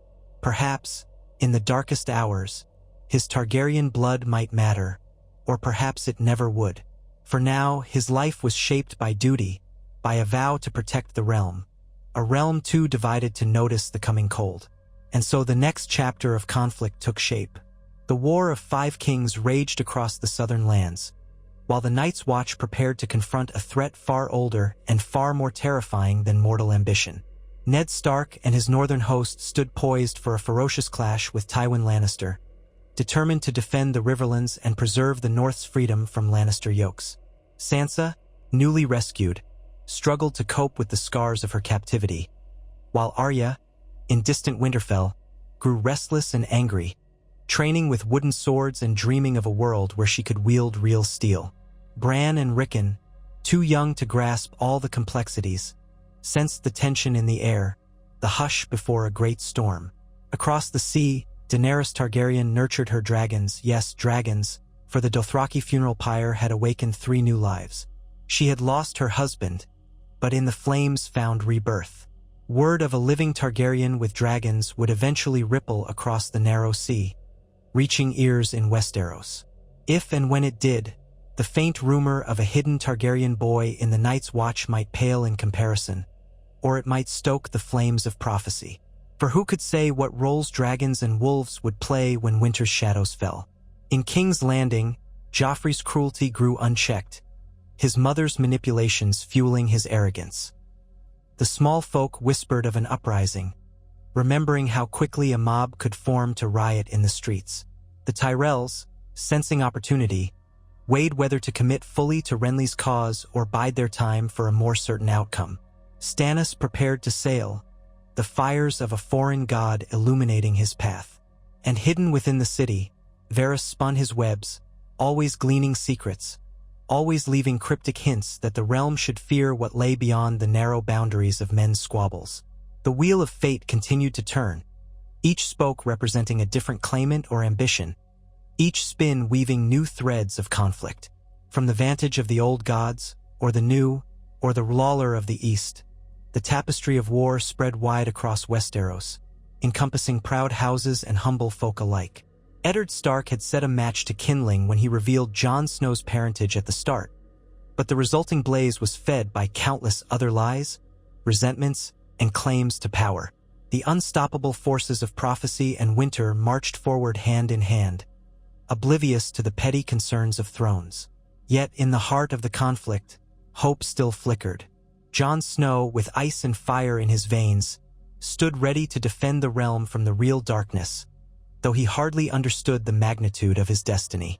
Ned Stark, battered by regrets and responsibilities, continued to lead with honor, determined to safeguard his children and the North. Men like Tyrion Lannister, caught between loyalty and pragmatism, tried to steer events in directions less catastrophic. Even scattered across warring lands, the true heart might yet prevent total annihilation. But the winter winds were rising. Bloodshed and heartbreak lay on every horizon. The War of Five Kings showed no sign of resolution. The others stirred beyond the wall. And across the sea, The first baby dragons spread their wings in the desert air, the heralds of a returning fire that might reshape the world once more. Those with eyes to see recognized that the Game of Thrones had become a struggle not only for crowns but for survival against ancient powers. Whether Westeros would realize that in time, only the gods could say. The roads of fate diverged at every turn, forging legends out of ordinary men and playing dice with the living and the dead. Still, as dawn touched the banners above Riverrun's walls, Eddard Stark breathed in the chill air and prepared for the next step. He had revealed one truth to the world, yet countless other truths remained hidden, some in plain sight, others in shadows. Perhaps his stand for honesty would inspire others, or perhaps it would only bring him and his house more sorrow. In the end, he could only trust in the old gods to guide him, to see that the realm he fought for, splintered though it was, would find its way through the darkest night. And in that uncertain morning, Sansa clung to her father's arm, safe for now, while somewhere far off, Jon Snow raised his eyes to the swirling sky above the wall, wondering how long the realm would remain blind to the creeping cold at its doorstep. War had come, and winter was following swiftly behind. So the pieces shifted across the board, each house jockeying for advantage, each rumor of Targaryens or Baratheons fanning the flames of conflict. A single fragile truth, that Rhaegar's son had lived, hidden among wolves, had set so many wheels turning, but it was far from the last revelation that would shake the Seven Kingdoms. The rifts yawned wider. Steel would clash again and again. Ravens bearing dire messages would cross the skies, and the land would groan under the weight of ambition and fear. Yet still, the watchers on the wall prepared to march beyond the edge of the known world, and the silver-haired princess across the narrow sea nurtured her dragons with unwavering resolve. The tides of history had grown unstoppable. Only the gods, old or new, might know who would stand when the storms of war and winter had passed. And so, with hearts aflame or frozen, men and women moved forward, forging new paths in the swirling chaos. Ned Stark's decision to uncloak Jon's parentage had set the realm on a course that shattered the fragile peace of Robert's reign. But perhaps that peace had always been a veneer, ready to crack under the weight of secrets. Now Westeros would bleed, and from its wounds might emerge a new age. An age in which the line of Targaryen kings returned, or the Baratheon claims stood triumphant, or even a northern kingdom arose under its own crown. For in a land where the direwolf howls and dragons can be reborn, the impossible is only one breath away from becoming truth. So the story continued, unwinding across the plains and mountains, the dark forests and shining seas, all overshadowed by the knowledge that the night is dark and full of terrors, and that winter, inevitably, comes for all. In the cold gray light of an early dawn, the banners of the north stirred in a low wind along the ramparts of Riverrun. Snow had not yet fallen this far south, but the bite in the air was unmistakable. Eddard Stark stood upon the outer wall, gazing across the Red Fork where the northern and Tully hosts were encamped. Row after row of tents spread along the riverbank, smoke curling from cook fires, the smell of horses and damp wool thickening each morning. Watching the men move about the camp, performing routine tasks or honing their weapons, Ned felt a pang of solemn responsibility. Their eyes turned to him as he passed, trusting him to guide them wisely. War had settled upon them like a steel trap, and there would be no easy escape. He closed his eyes for a moment, recalling the times when Robert's reign had seemed at least marginally stable. Now, with Robert dead, Joffrey on the throne, and Tywin Lannister entrenched at Harrenhal, the realm teetered on the brink of calamity. Indeed, it was no longer a brink but a full plunge. He had done his best to shield his family, but danger dogged them at every step. He thought of Sansa, rescued from King's Landing at the cost of Jaime Lannister's release. She now rested in a tower chamber, recovering from her ordeal. He thought of Arya, far away in Winterfell, the place he wanted all of his children to be, safe and out of the war. But safety was a fragile thing these days. Even Winterfell might be threatened if the conflicts broadened. A horn sounded softly from below, signaling the arrival of a group of riders. Through the thin mist, Ned could make out the sigil of House Mallister, the silver eagle against a blue field. Ser Desmond Grell, steward of Riverrun in Edmure Tully's absence, hurried to greet them in the courtyard. The travelers were a mixture of Lannister men-at-arms and a messenger bearing a sealed parchment. Ned took one last look at the slow-moving river. Then he descended the steps to the courtyard. Catelyn was already waiting there, cloaked in Tully blue. Although worry etched lines into her face, she maintained the composed grace of a highborn lady. Her father's illness had grown worse in recent days, confining Lord Hoster to his bed. Edmure, too, spent much of his time at his father's side, though he tried to join councils of war when he could. Today, he had left decisions in Ned's hands, trusting the alliance with House Stark. No small gesture, Ned knew the Tullys were proud. As the Lannister party dismounted, one of them approached with a bow, extending a sealed letter. "My lord," he said, "we rode from Seagard with this. Word on the roads is that King Joffrey has called new banners to defend the crownlands, and your presence is demanded for bending the knee. But from what we see here, I suppose that is hardly your intention." Ned took the letter, the broken seal bearing the crown stag sigil, Robert's old sigil, though now it only served Joffrey. He glanced over the contents. A formal summons in Joffrey's name, demanding Stark's surrender and a withdrawal of all forces from the Riverlands. Behind the polite language lurked the obvious threat: capitulate or face destruction. Ned's jaw tightened. "Another empty gesture from King's Landing," Catelyn observed quietly, reading his expression. "They know you will not bow to Joffrey. Not now." "Nor can I," Ned replied. "I tried to negotiate for peace once. Now that Tywin Lannister has Jaime in his camp again, they think we will cower. But the realm deserves better than a child king with no rightful claim." He returned the letter to the messenger. "We appreciate your speed in delivering this. Tell your lord our gratitude is his, and that we stand ready to protect Seagard from any Lannister incursion." The messenger bowed again, but his eyes were filled with a quiet understanding. "Lord Lannister is mustering more men as we speak." Once they withdrew, Ned turned to Catelyn. "We should meet with the other lords. The Great John is eager to advance, and Roose Bolton sees opportunity in striking at Harrenhal while Tywin's forces remain divided. But I fear it will not be simple. Jaime's freedom changes the balance. Tywin has his best field commander back, and we no longer have that valuable hostage." Catelyn nodded. "We must rely on the strength of our own host, combined with the River Lords. If Tywin is content to remain in Harrenhal, perhaps we can maneuver him away or starve him of supplies." "Harrenhal is vast," Ned said. "Supplies could last them a long while if they've stockpiled. And Tywin is cunning.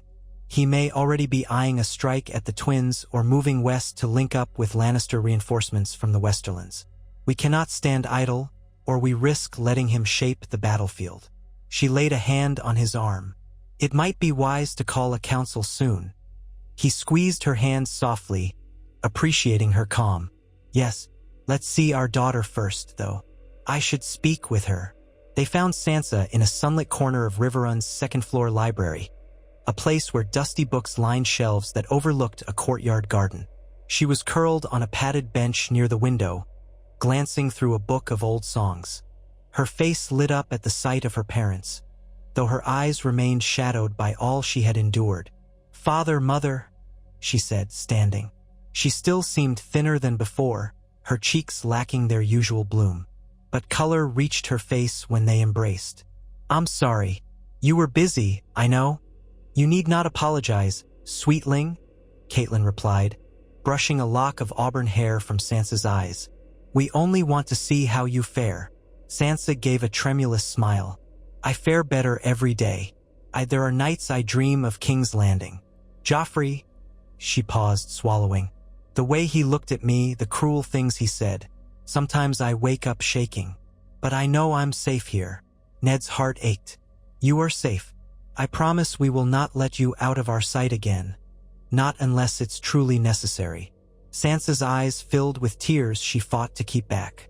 "Thank you." She hesitated. "Is there any word of Arya? Or Bran and Rickon?" Catelyn shook her head. "Only that Arya remains in Winterfell, training every day with sword or bow, so the letters say. Maester Luwin's ravens still arrive, and they say Rickon is well but anxious. Bran is healing from his injuries, he's able to move about with help. They worry for you. It will be some time yet before we might all be together again. Sansa nodded, exhaling. I wish I could see them. I wish none of this had happened. Catelyn touched her cheek. We must each endure what the gods set before us. Be strong. Ned agreed. If the time comes when we can send you home, we will. He glanced at the sunlight falling through the window. We must go. There's a council of war to be held. Rest, or take a walk by the river if it eases your mind. Sansa looked down at the book in her hands. I'll try, she said quietly. They left her there, immersed in half-familiar verses of chivalry and romance. Ned prayed the songs might offer her some small comfort, but he knew that songs were a thin shield against the horrors of a real war. Below, in the great hall, lords and captains gathered around a long oaken table spread with maps of the Trident. The room smelled of parchment, ink, sweat, and tension. The great John Umber loomed over everyone, his booming voice dominating the murmur. Roose Bolton stood off to one side, silent and watchful. Lord Blackwood, Ser Mark Piper, and other Riverrun knights were present, as well as Robb Stark, who stood close to his father's right, absorbing every word. Edmure Tully was absent, consumed by caring for his father, but he had sent his trusted knight, Ser Desmond Grell, to represent him. Ned entered with Catelyn. The lords turned, quieting. Robb inclined his head toward his parents, relief visible on his face. Father, he said in greeting, stepping aside so Ned could approach the table. We were just hearing from the scouts. Ser Brynden Tully, the Blackfish, leaned forward. My outriders rode near Harrenhal's environs. Tywin holds the main fortress, but half his cavalry has departed west, likely to gather more men from the Westerlands. Jaime Lannister remains behind with a strong contingent.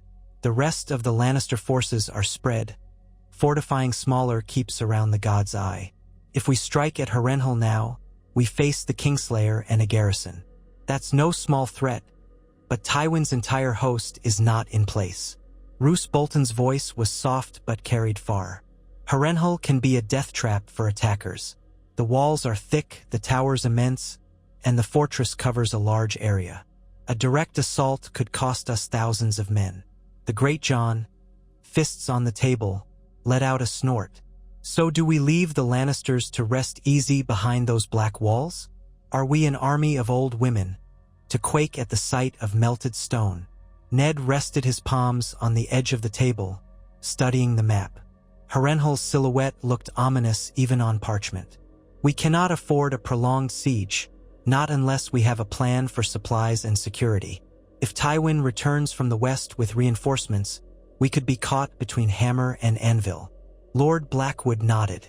The Lannisters are cunning, my lord. They also outnumber us once their bannermen are fully assembled. We only have an advantage now, perhaps in these weeks while Tywin's half-force is away. Catelyn stepped forward. What if we force Jaime out to meet us on open ground? Harrenhal might be a secure position, but if we lay waste to his outlying camps, he may be compelled to march forth and engage. Bolton lifted an eyebrow. Drawing them out might spare us the worst of a siege. But how do we ensure Jaime does not simply retreat behind the walls after we skirmish? The Blackfish pointed to the rivers. If we position ourselves so that the fords of the Trident are controlled by our archers, Jaime could find himself trapped outside the castle if he attempts to sally out. That said, it's a risky dance. The terrain near Harrenhal is swampy in places, with old mills and villages half submerged. Knowledge of the land is vital. Ned considered the faces around him. Each man wanted to see the Lannisters humbled, but none wished to lead a charge that might end in catastrophic losses.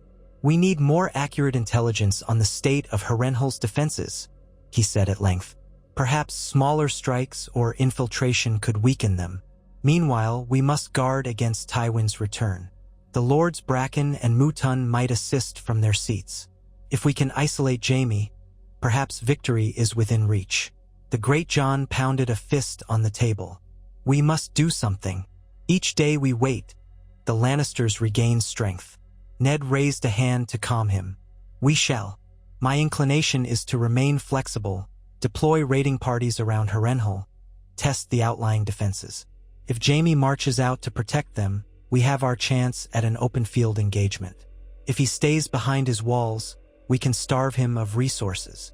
The assembled lords muttered agreement or caution in equal measure. In the end, they resolved to begin at once.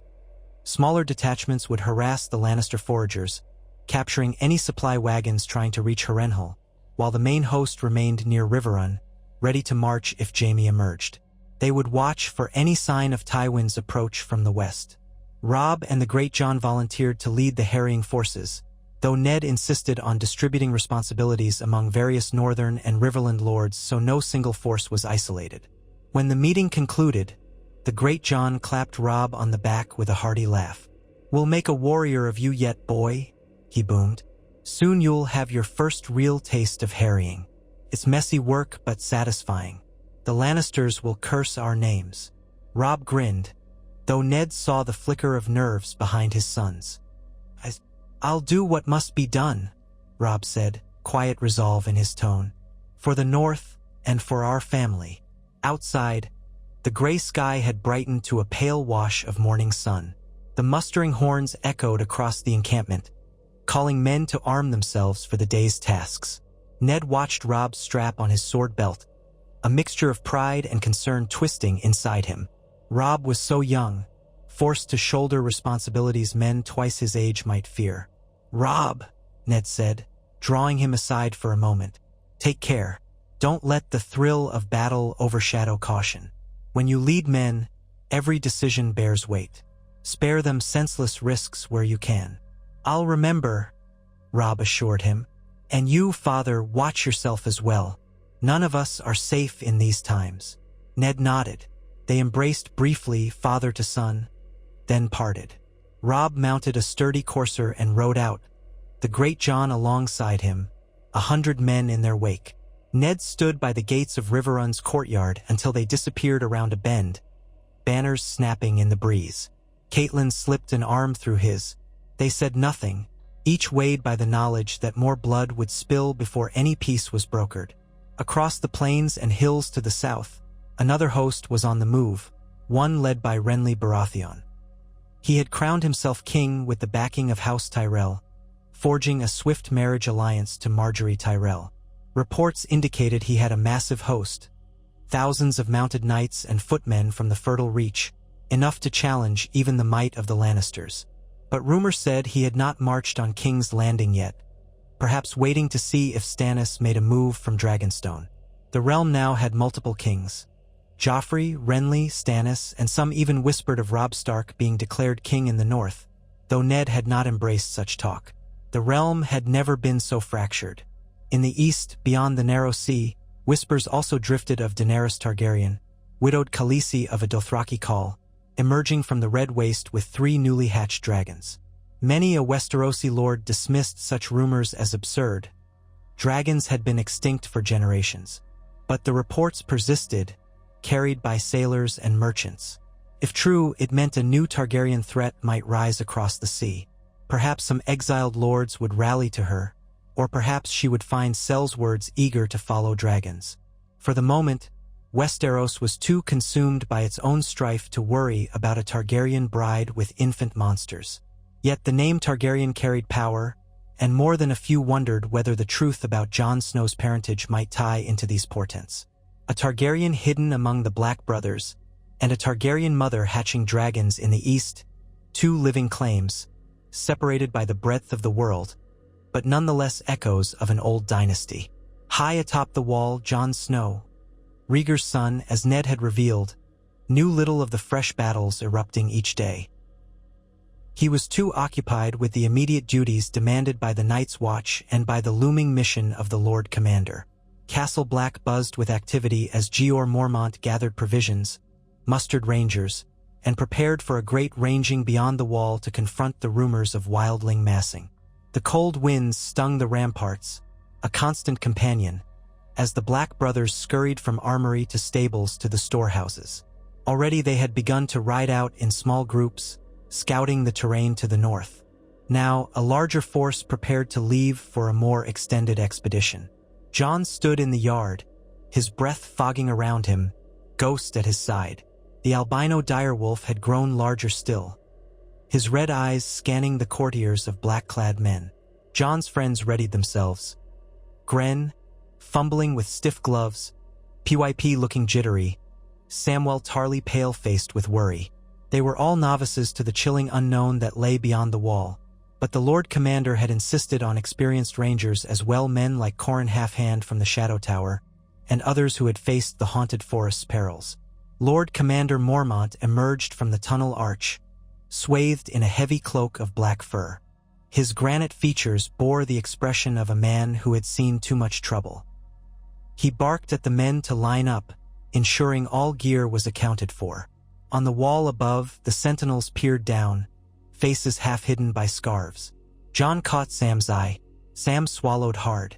"Are you sure about this, Jon? We'll be leagues beyond the wall, and the old tales." "We're sworn brothers," Jon said, resting a hand on his friend's arm. "Our vow is to protect the realm, no matter what threatens it. Mance Rayder is said to gather wildlings in the tens of thousands. If that's true, better we learn his plans than wait helplessly. And if these rumors of whites or others have any truth, we must see for ourselves." Sam gave a tremulous nod, tightening his cloak about him. Nearby, Qhorin Halfhand exuded a calm intensity. His face was lean, weathered with a neatly trimmed beard. He carried an air of quiet authority that impressed Jon.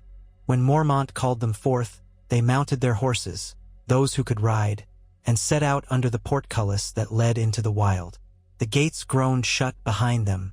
For a moment, Jon glanced back at the colossal ice of the wall, shining pale in the meager northern daylight. Then he turned forward. The haunted forest stretched out like a dark tapestry. There were nearly 200 men in the Lord Commander's column, more than half rangers, the rest stewards or builders tasked with hauling extra supplies. They progressed slowly over uneven ground, black trees towering overhead. Cold wind rasped through the branches, producing eerie sighs. All around, the forest felt like an ancient thing, watchful, unkind. Ghost padded silently, sometimes loping ahead, sometimes returning to Jon's side. The men exchanged uneasy glances, remembering how earlier rangers had vanished in these woods, only to reappear as shambling corpses, or not at all. No one voiced those fears aloud, but they lingered in every breath. Each day they pressed deeper. Scouts reported glimpses of wildling scouts, footprints in fresh snow, strange altars of bones. Fires glowed on distant hills at night. The wildlings were out there, no doubt, but no large host presented itself for confrontation. It was as though the forest itself was swallowing the men of the watch, step by step. At night, they made camp in small clearings, setting watch rotations. Jon tried to sleep, but every rustling twig or howl of wind set him on edge. Ghost prowled the perimeter. Sam huddled near the fires, eyes darting at the darkness. Occasionally, Qhorin or Mormont would gather a handful of senior rangers to discuss the day's findings. Jon, as Mormont's steward, sometimes overheard scraps of conversation. The wildlings seemed to be heading north, deeper into the frosts, not south toward the wall. Why? No one could say for certain. Some rumored Mance Rayder was searching for a safe crossing place or a rumored magical horn. Others guessed he simply fled from something even worse. On the 5th day, a lone survivor stumbled into their camp at dawn, half frozen, his lips cracked and skin caked with frost. He wore bits of fur and leather typical of a wildling, though he sobbed for help in a broken voice. The brothers seized him cautiously. Mormont allowed him near the fire, ordering water and a blanket. When the man regained speech, he babbled of dead things in the woods, muttering that entire villages had fled or perished. The haunted look in his eyes gave no reason to doubt him. The Lord Commander tried to question him methodically, but the man sobbed, "They're dead, walking dead, eyes like blue stars. Only a matter of time before they come for us all." Then he lapsed into silent rocking. It took hours for him to calm enough to speak in coherent sentences again. Even so, half the watch believed him mad. Jon felt the heavy weight of dread settle in his chest. At the edges of memory, he recalled Ned Stark's quiet tales of the long night, the ancient darkness that once covered the world. It was easy to dismiss them near the warmth of a hearth. Not so here. He prayed to the old gods that the rumors were mere superstition, yet he remembered the watchers on the wall from earlier that year, men who had encountered pale corpses with bright blue eyes. He recalled the body that rose again and attacked Lord Commander Mormont. It was all too real. The next day, Mormont ordered a detachment under Qhorin Halfhand to push even farther north, hoping to find Mance Rayder's main host or signs of it. The Lord Commander would lead the bulk of men along a safer route, continuing to methodically search for more clues. Qhorin chose a handful of rangers for the dangerous mission, among them Jon Snow. Jon's heart thudded, half thrilled at the trust, half terrified by the unknown. Before they departed, Mormont spoke quietly to Jon, instructing him to keep his eyes sharp, to heed Qhorin in all things, and to return with news if anything dire was discovered. That night, Jon parted ways with Sam, who stayed behind. Sam gripped his hand, fear plain on his face. "Don't do anything foolish," Sam pleaded. I can't lose another friend." Jon promised caution, though he had no illusions about how quickly caution could fail in the face of real danger. Qhorin's group rode north by northwest, skirting shadowed hills. The haunted forest gave way to wide, snow-blanketed plains. Ghost scouted ahead, occasionally returning with bristling fur, as if he sensed watchers in the distance. Cold winds whipped across the open ground, making men's eyes water until it hurt to see. They pressed on, discovering abandoned wildling camps, scattered hearths, bits of cloth or bone, but no living souls. The sense of something ominous at the edges of sight never left them. On the 6th day of Qhorin's detachment, they spotted a lone figure creeping around a rocky outcrop. Jon and a ranger named Eben managed to circle behind and grab the man before he could flee. He wore tattered furs and carried a crude spear. Under questioning, he spat curses at them, calling them crows. Qhorin demanded information about Mance Rayder's location, about the rumors of walking corpses. The man refused at first, but the presence of Ghost, silent, baring teeth, persuaded him to speak. He confirmed that Mance was gathering the clans near the Frostfangs, an icy range far to the northwest. Thousands were heading there. When Qhorin asked why the wildlings would gather in such a harsh place, the man only shrugged. "Safer than what's behind us. The others roam at night, talking the dead. Mance Rayder says it's time to break south, and soon." Qhorin studied him. "How soon?" The man bared yellowed teeth. "Soon as he unites the last big clan. Might be weeks, might be less. But he'll find a way over or under the wall, so he says. Better the crow side than being corpses come alive." Jon's throat felt tight. If the wildlings truly believed they were fleeing the others, that meant the threat was not just a few stray whites. It might be a rising army of the dead. Qhorin nodded grimly. "We'll see about that." They bound the man's hands, took him along, though it was a burden. Qhorin believed the wildling might have more useful information, given time, or at least serve as proof of the threats. Ever onward they journeyed, glimpsing distant columns of smoke that might mark wildling gatherings. No direct confrontation occurred. Whenever they neared an encampment, Qhorin deemed it too dangerous to approach. They were a small band, outnumbered if discovered, and all the while the temperature seemed to drop further. The nights were longer, the stars sharper. Just before dawn on the 10th day, they found themselves in a narrow pass among jagged rocks. Snow drifted in swirling flurries, making visibility poor. Ghost tensed. Jon placed a gloved hand on the wolf's back, sensing his alarm. Qhorin raised a hand to halt the column. The rangers strained their eyes. Shapes moved among the boulders ahead, several of them. Then faintly came the crack of a bowstring. An arrow whistled past, embedding in the snow just feet away from Qhorin's horse. "Ambush!" hissed Eben, drawing steel. At once, wildlings emerged from behind rocks, a ragged group brandishing axes and crude spears. A volley of arrows followed, forcing the rangers to scatter for cover. The darkness of pre-dawn made it even more dangerous. Qhorin roared an order to dismount and form a shield line behind a cluster of stones. Jon slid off his horse, heart pounding. Ghost let out a low growl, ears flat. Amid the swirling snow, shapes lunged and the clang of steel rang out. Jon found himself face to face with a wildling woman, tall, lanky, hair braided with bones, who sprang from behind a boulder, swinging a short-handled axe. He barely had time to parry with long claw, the Valyrian steel shining faintly in the half-light. The impact jarred his arms. She snarled, striking again. His training kicked in. He sidestepped, twisting his blade to knock her weapon wide, then slammed the hilt into her side. She stumbled. Ghost lunged, teeth bared, forcing her back. Jon shouted, "Yield!" She responded by spitting at him and swinging again. This time, Jon stepped inside her swing, hooking her arm. Ghost darted forward and clamped onto her leg. She shrieked, dropping the axe. Jon wrested it away, panting. In the chaos, another wildling arrow sliced overhead. He heard Qhorin shout. The half-dozen rangers had managed to form a rough perimeter. The wildling ambushers numbered perhaps 15 or 20, but many wore light furs, ill-suited for heavy fighting. Still, they fought desperately. Qhorin ducked a spear thrust and drove his sword through a man's gut. Ebon battered aside 2 archers, his mail deflecting a savage slash. The clash lasted only minutes, but felt far longer. Bit by bit, the rangers' superior arms and discipline prevailed. 3 wildlings lay dead, several more wounded. The rest fled into the swirling snow, fading like ghosts themselves.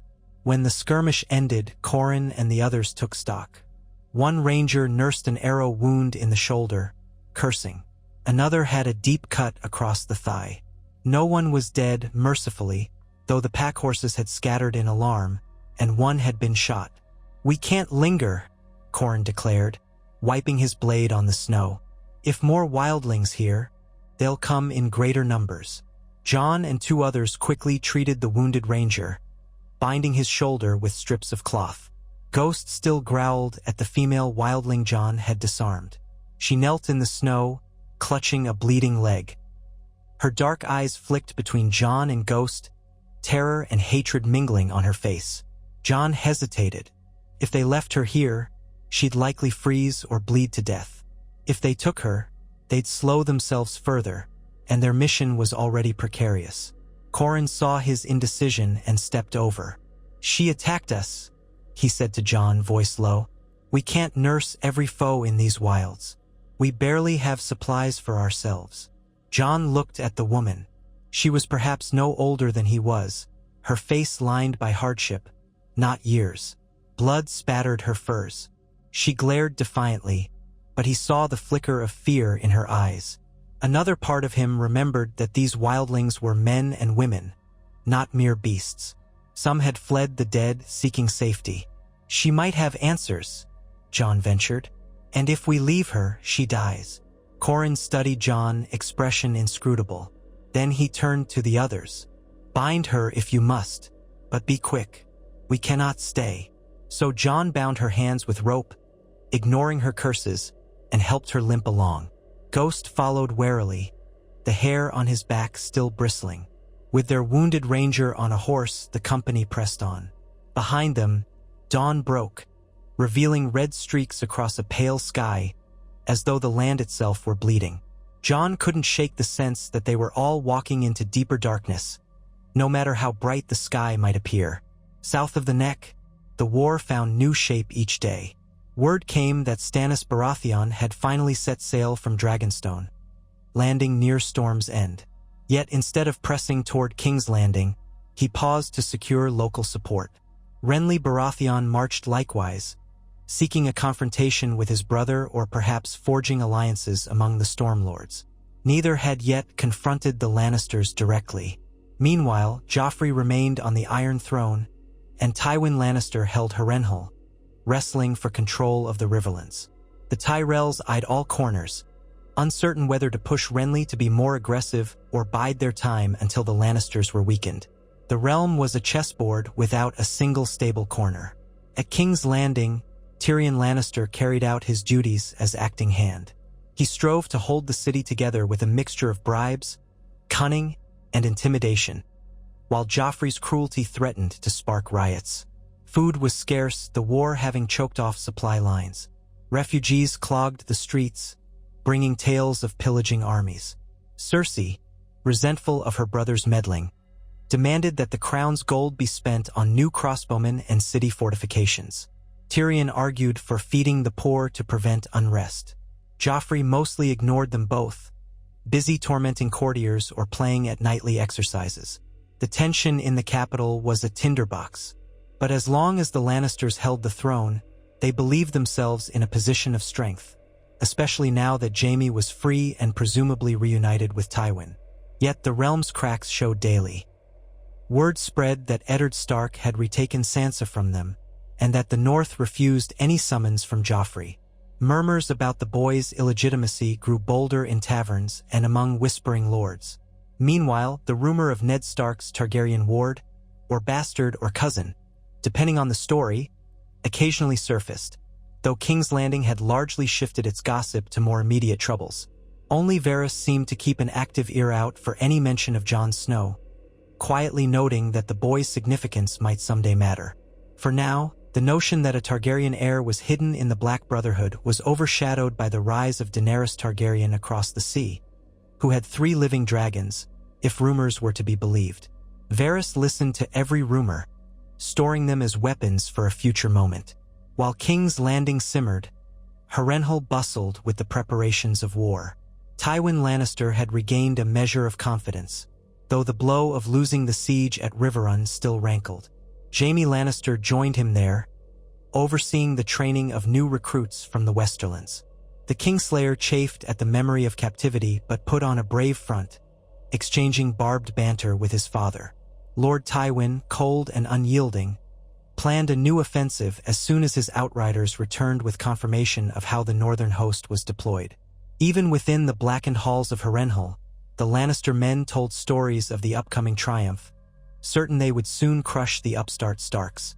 No one in that fortress admitted to fear, but Harrenhal's walls had seen centuries of blood and fire.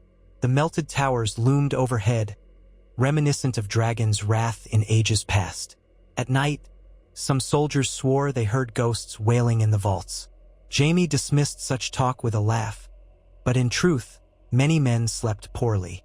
Outside, the wetlands around the castle teemed with insects, even in the cooler season, and the gloom of the lake known as the God's Eye enveloped the nights in heavy fog. Here and there peasants spoke of the Isle of Faces, rumored to be haunted by green men. Lannister foragers found the locals uncooperative, resentful of the occupying force. Yet Tywin pressed on. He possessed large resources and a clear objective: retake the advantage by striking the Starks and Tullis in the field. If he could scatter their armies, the Riverlands would be forced into submission, leaving King's Landing free to deal with Stannis or Renly. Tywin's scouts reported that Robb Stark and the Great John had begun raiding around Harrenhal, capturing supply wagons. That stung. Jaime, chomping at the bit, proposed leading a swift cavalry charge to crush those raiders. Tywin counseled caution. He knew better than to be baited into open ground. Still, each new incursion by the Northerners eroded Harrenhal's local support. The Lannister situation was far from comfortable. A fortnight passed, and the tension in the Riverlands built until it was near to bursting. Ned Stark's main host remained near Riverrun, well supplied by Tully lands. Lord Hoster Tully's health worsened by the day, and many whispered that he would soon pass, leaving Edmure as Lord of Riverrun. Yet Edmure's mind was half consumed by grief and half focused on the war. Brynden Tully, the Blackfish, took on more leadership, coordinating with Ned. Catelyn spent hours at her father's bedside, then returned to war councils, outwardly stoic but inwardly bracing for morning. Sansa kept mostly to her room or strolled the ramparts, occasionally glimpsing the baggage trains that departed with the raiding parties.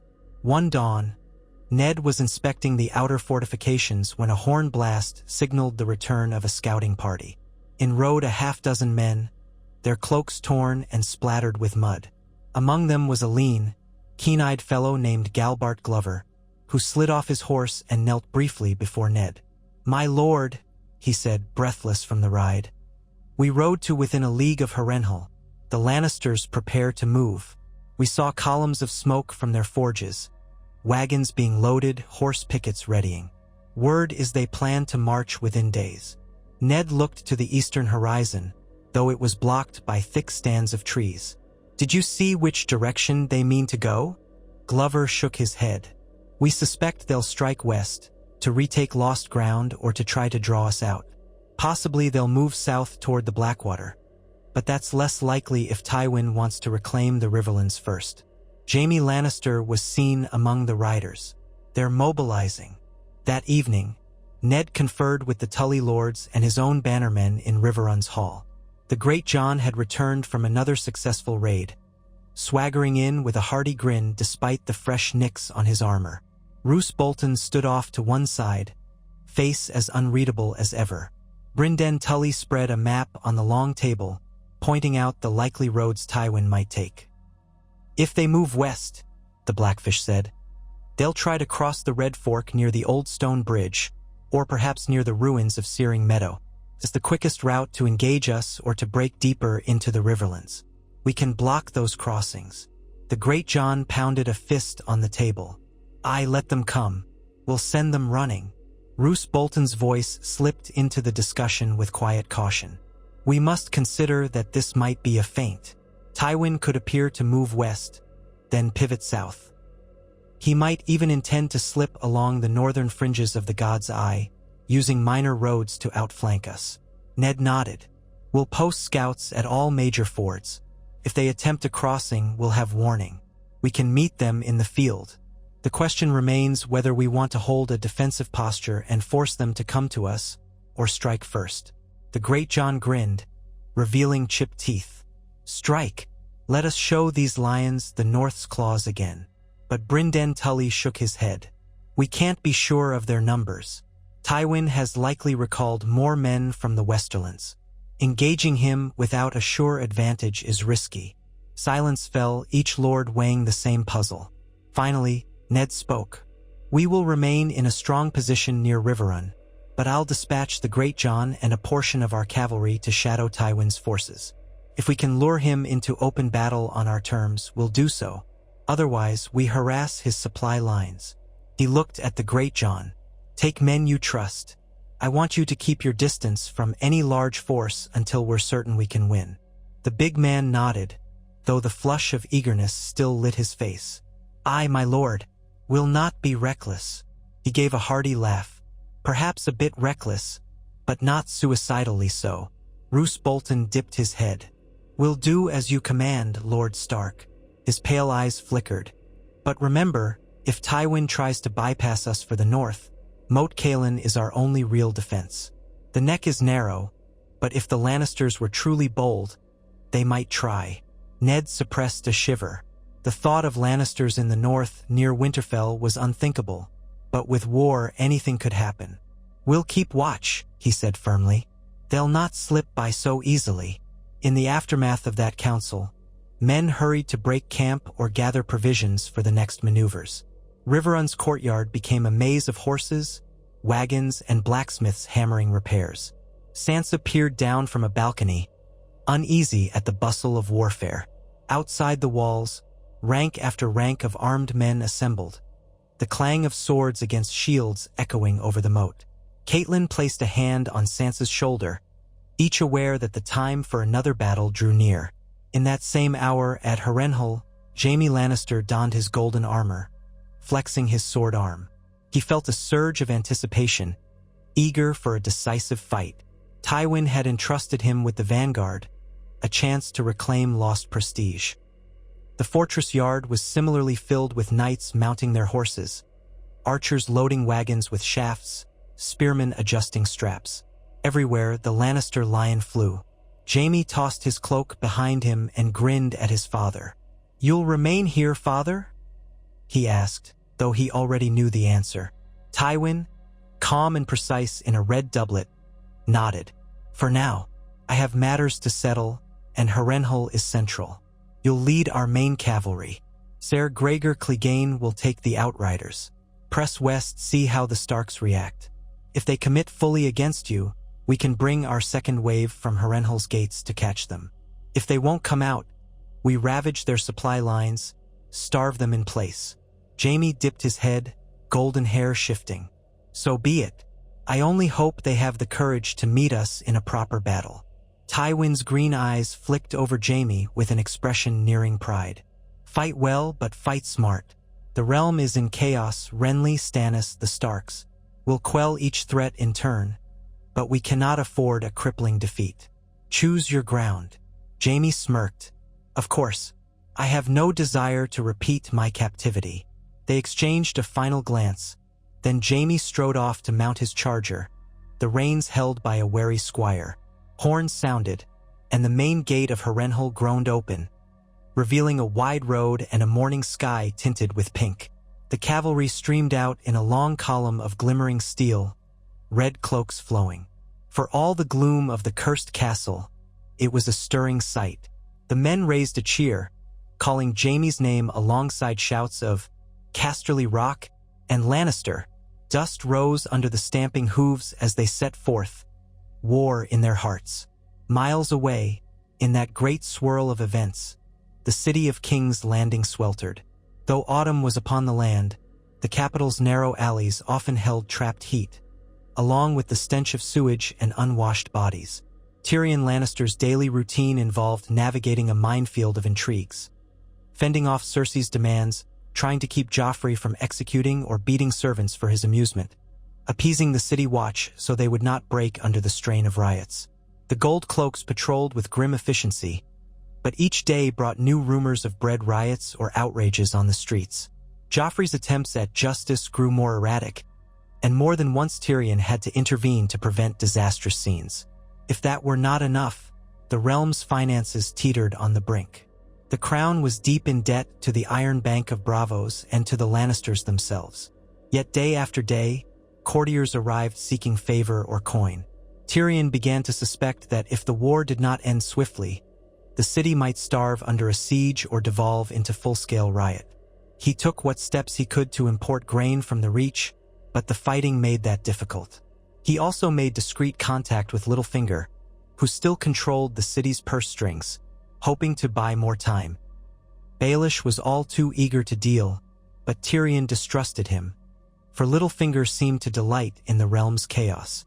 Meanwhile, Varys continued to prowl the corridors, collecting secrets. Tyrion gleaned that the spider had ears in every corner, though no one quite knew which side Varys truly served. It was enough to keep Tyrion's wits honed like a blade. Of all the tasks wearing him down, none vexed Tyrion more than Joffrey's refusal to entertain the notion of conciliation with the Starks or Tullis.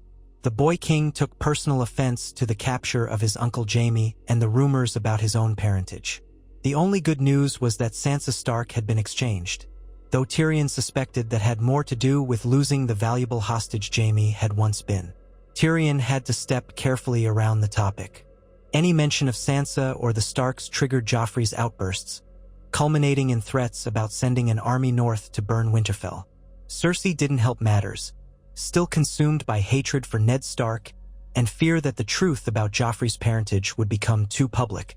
Every day, Tyrion felt the pressure mount, and he caught himself wondering if perhaps the realm might be better served if some other Baratheon, or even some other line, claimed the throne.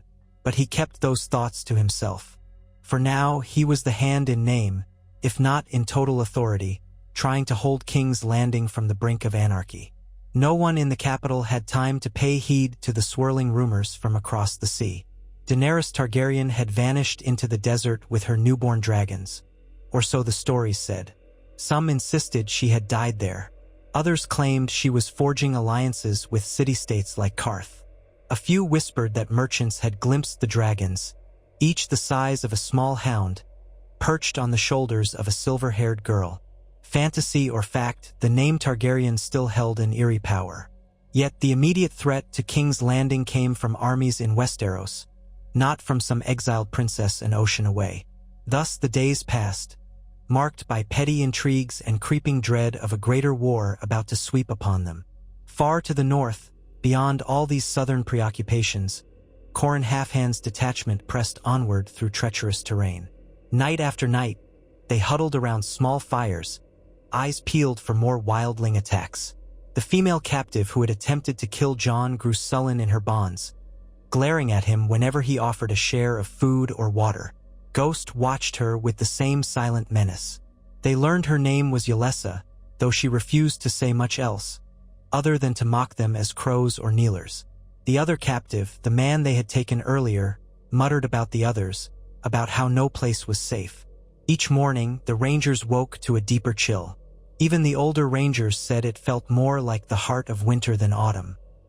One morning, Jon woke to find the captive man dead, curled in his cloak, eyes wide open and clouded. No one had heard him gasp or thrash in the night. Qhorin ordered the body burned immediately. No one wished to risk it rising again. The ashes blew away in a bitter wind. Yelessa sat, bound to a stunted tree, watching with stony silence. 3 days later, one of Qhorin's scouts returned wide-eyed to the campsite at twilight. He reported seeing a massive encampment of wildlings in the far distance, thousands of campfires dotting the horizon near a cliff range. If that was truly Mance Raiders' gathering, it meant a host large enough to dwarf the Watch's entire strength. Qhorin decided they had seen enough. Pushing further might reveal more details, but the risk of discovery was immense. Better to return and bring word to Mormont, so the Watch could brace for whatever came next. In the dark hours of that same night, they mounted for the journey south. Snow began to fall, thick and relentless, obliterating tracks and landmarks.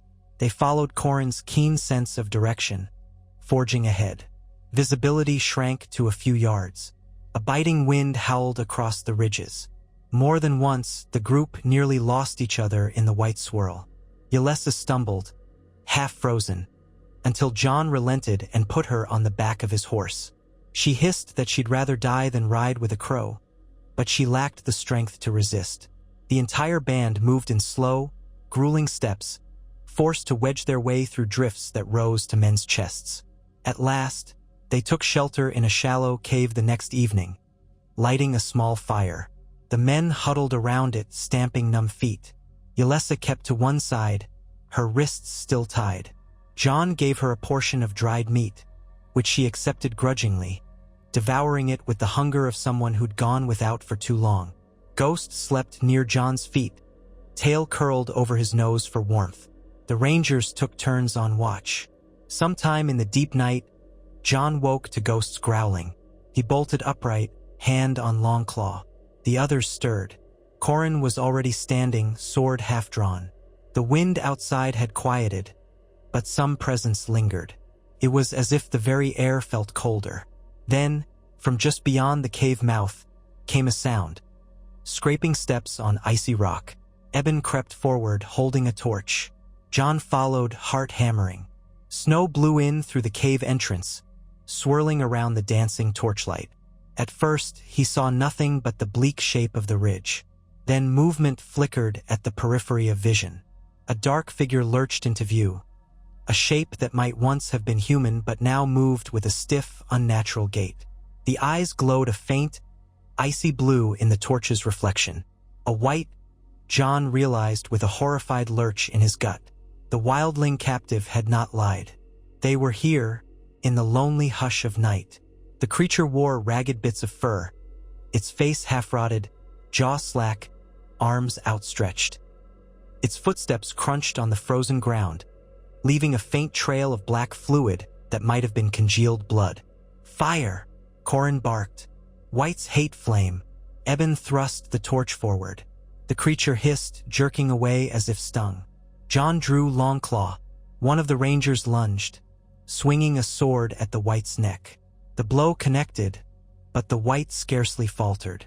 A withered hand shot out, fingers claw-like, raking across the ranger's cloak. Another torch was jammed into the White's torso. It screeched, a terrible, hollow sound, thrashing with inhuman strength. Eben shoved the torch deeper, setting the furs ablaze. At last, with a final jerk, the white collapsed, the fire consuming its rotted flesh with a nauseating stench. Silence fell, broken only by the wind's moan and the flicker of flame. Jon stood panting, sword trembling in his grip. Ghost growled low, teeth bared. The rangers exchanged fearful looks. If one white roamed here, there could be more. They quickly checked the surroundings, half expecting to see an entire horde approaching. But none appeared in the swirling snow. Once the remains were fully burned, they withdrew deeper into the cave, keeping a watchful guard until dawn. Sleep was impossible. Come morning, the men set out again, eager to put distance between themselves and that horror. Even Yelessa seemed shaken, her scornful glances tempered by genuine fear. The snowstorm eased, allowing them to travel more swiftly. Over the next few days, they encountered no more undead, but the memory of that shambling figure haunted them. By the time they rejoined Lord Commander Mormont's larger host, each ranger carried a new dread in his heart. Jeor Mormont listened grimly as Corran reported the sighting of Mance Raiders' enormous camp, the wildling captives' tales, and their encounter with the White. The old bear's face hardened. "We must return to Castle Black and send ravens to every corner of the realm," he declared. "They may be at war among themselves, but this threat concerns them all. If Mance Raider leads tens of thousands, and the others indeed stir, the living cannot afford division." Corran's expression said he doubted the southern lords would heed such warnings in the midst of their civil war. Mormont likely knew the same, but a warning had to be given. They had little choice. Even if the south paid no attention, the watch would do its duty. And so they turned southward, retracing their route toward the wall with haste. The passings were no easier. Snow lay thick, wildling scouts occasionally appeared. Yelessa tested her bonds but never escaped, forced to rely on these black brothers for survival in the bitter cold. There were moments when Jon almost pitied her. But pity or not, he remembered how she had tried to take his life. The wilds had made them enemies, for all that they might share a common fear of the dead. Elsewhere in the Seven Kingdoms, ravens crisscrossed the skies. One such raven arrived at Riverrun, bearing a short missive from Castle Black that described disturbing evidence of whites and rumors of others, a massing of wildling armies, urgent plea for additional men. Ned Stark read the letter in the flickering light of a candle, a chill creeping up his spine. He had always known the Watch struggled, but the talk of whites made his blood run cold. Years ago, in the quiet of Winterfell's Godswood, he had listened to old Nan's stories of the others. He'd told himself they were tales for children. Yet now, the Lord Commander's words suggested something else. He brought the letter to Catelyn, explaining that the Watch might be in need of real support. But their own war demanded every resource. "We cannot strip the North's defenses," Ned murmured, rubbing his temples. "The Lannisters press us here, and the Greyjoys might stir on the coasts at any moment if they sense weakness." His voice trembled with frustration. "But if there is truly a threat beyond the wall," Catelyn put a hand on his shoulder. "We can send a small number of men if you think it wise, but we cannot spare thousands. We have fewer to fight Tywin's armies as is." Ned exhaled. "You're right. The realm is in tatters." His thoughts drifted to Jon, who was part of the Watch. If the others were real, if whites roamed the forests, then Jon was in mortal peril. But so was every man in the north. "I'll send a reply promising what aid we can muster, but I fear it will be meager. The only real hope is that the war ends quickly, so the realm can unite if the threat is real. And I see no quick end." Catelyn's face was drawn. "We can do no more for now." So Ned wrote a measured response, offering moral support and a token force of volunteers once the immediate threat of the Lannisters abated. He ended the letter with a request that the Watch keep him informed of every new discovery. After the raven flew, he bowed his head. The weight of duty pressed on him from all sides. If winter truly came, if the others were stirring, the realm's petty disputes would pale. Yet men fought and died all the same to consume with crowns and vengeance to heed old ghosts. By that time, the Lannister armies had begun their westward push from Harrenhal. Jaime Lannister led the vanguard, skirmishing with Robb Stark's outriders near the upper stretches of the Red Fork. The young Stark proved elusive, striking swiftly, then retreating into wooded hills. Men died in these raids, but no decisive victory emerged. Meanwhile, Tywin held Harrenhal with a secondary force, waiting to see if Ned Stark would be drawn out to face Jaime in pitched battle. Both sides sought the advantage, each suspecting the other might have hidden reserves.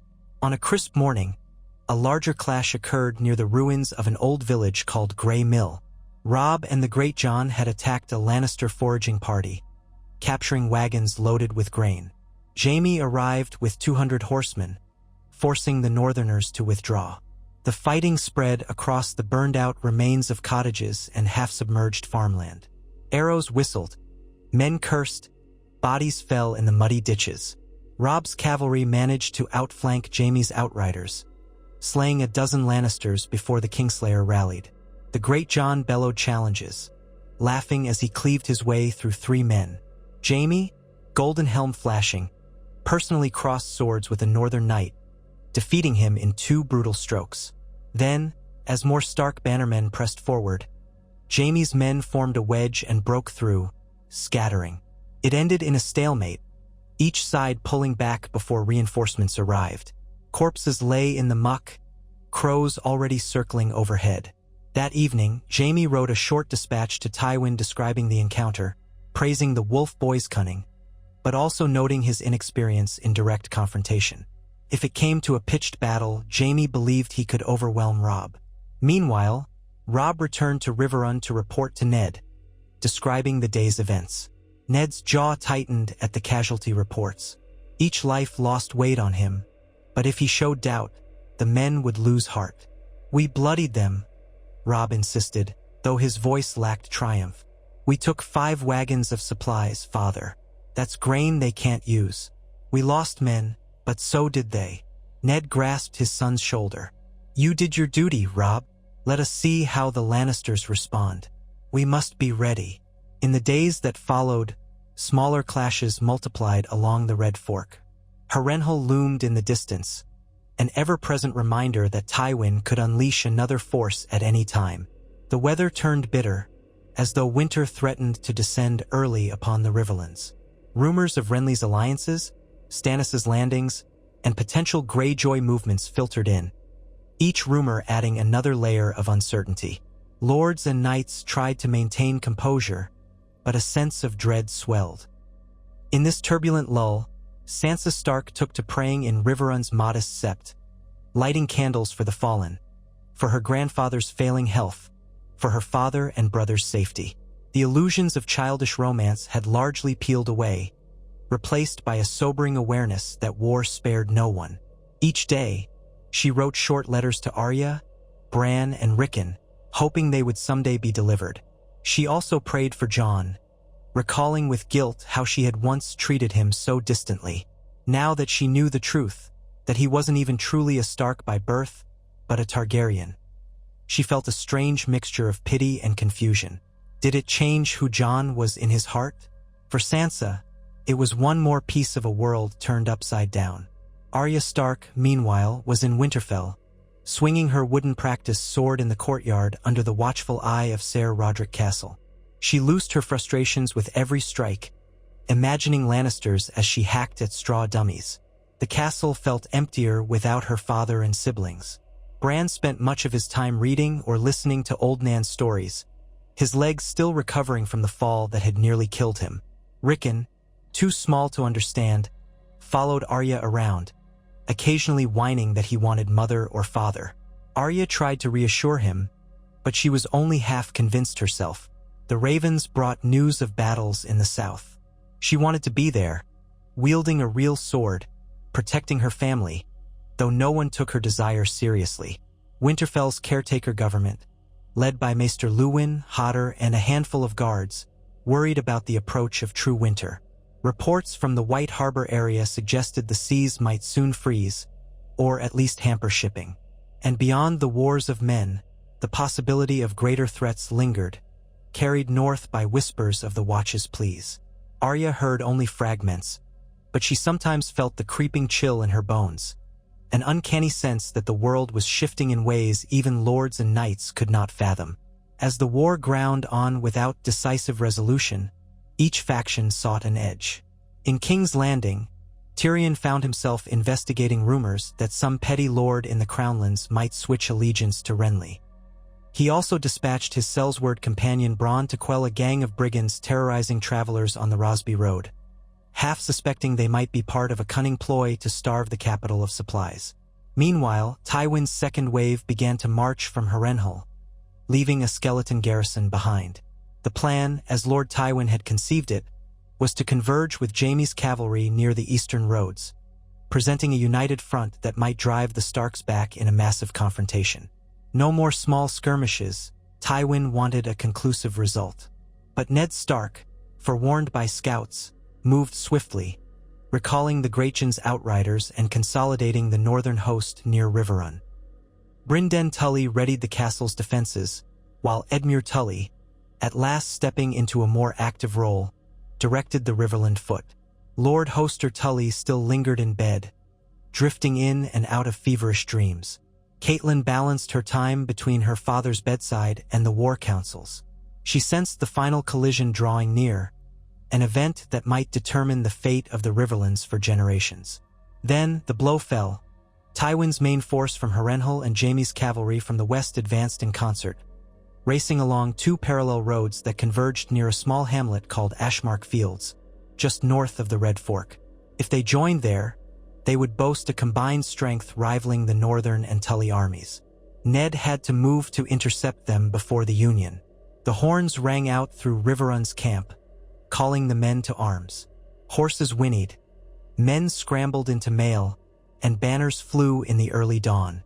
Sansa, standing on the walls, watched with wide eyes as nearly the entire host marched out. Ned led them, Robb at his side, the great John bellowing war chants. Catelyn stood behind her daughter, heart pounding, forcing a brave face. "May the gods protect them all," Sansa whispered. Her mother could only nod, tears threatening. This new march would decide the immediate course of the war in the Riverlands. If Ned Stark could prevent Tywin and Jaime from linking, he might maintain control over the region. If the Lannisters succeeded, a single-pitched battle might crush the Stark-Tully alliance. Soldiers carried hopes, fears, and prayers in equal measure. The roads thrummed under iron-shod hooves. Dust rose, swirling in the cool air, as the northern columns stretched for miles. As Ned rode at the head, he thought again of the letter from the Night's Watch, of Jon facing White's and Winter's creeping shadow. The realm was threatened not just by Lannisters or Baratheons, but by something older, darker. Yet here he was, compelled to fight men in a war of thrones and claims. Duty warred with dread. He resolved that if the gods granted them victory, he would find a way to rally the realm's attention northward. But for now, he had to do what fate demanded. Lead his men, protect his family, and uphold the alliances he had forged. His horse's breath steamed in the brisk dawn. Ahead lay the fields where Lannister swords would soon test Stark steel. The wind whistled across the farmland, and in that lonely melody, Ned almost imagined Lyanna's voice, or the old whisper of "Promise me." He closed his eyes for a moment, then opened them to face the sunrise, steeling himself for the trial that might soon decide whether the North and the Riverlands remained free or fell under the Golden Lion's paw. So the armies converged, pieces moving on a blood-stained board.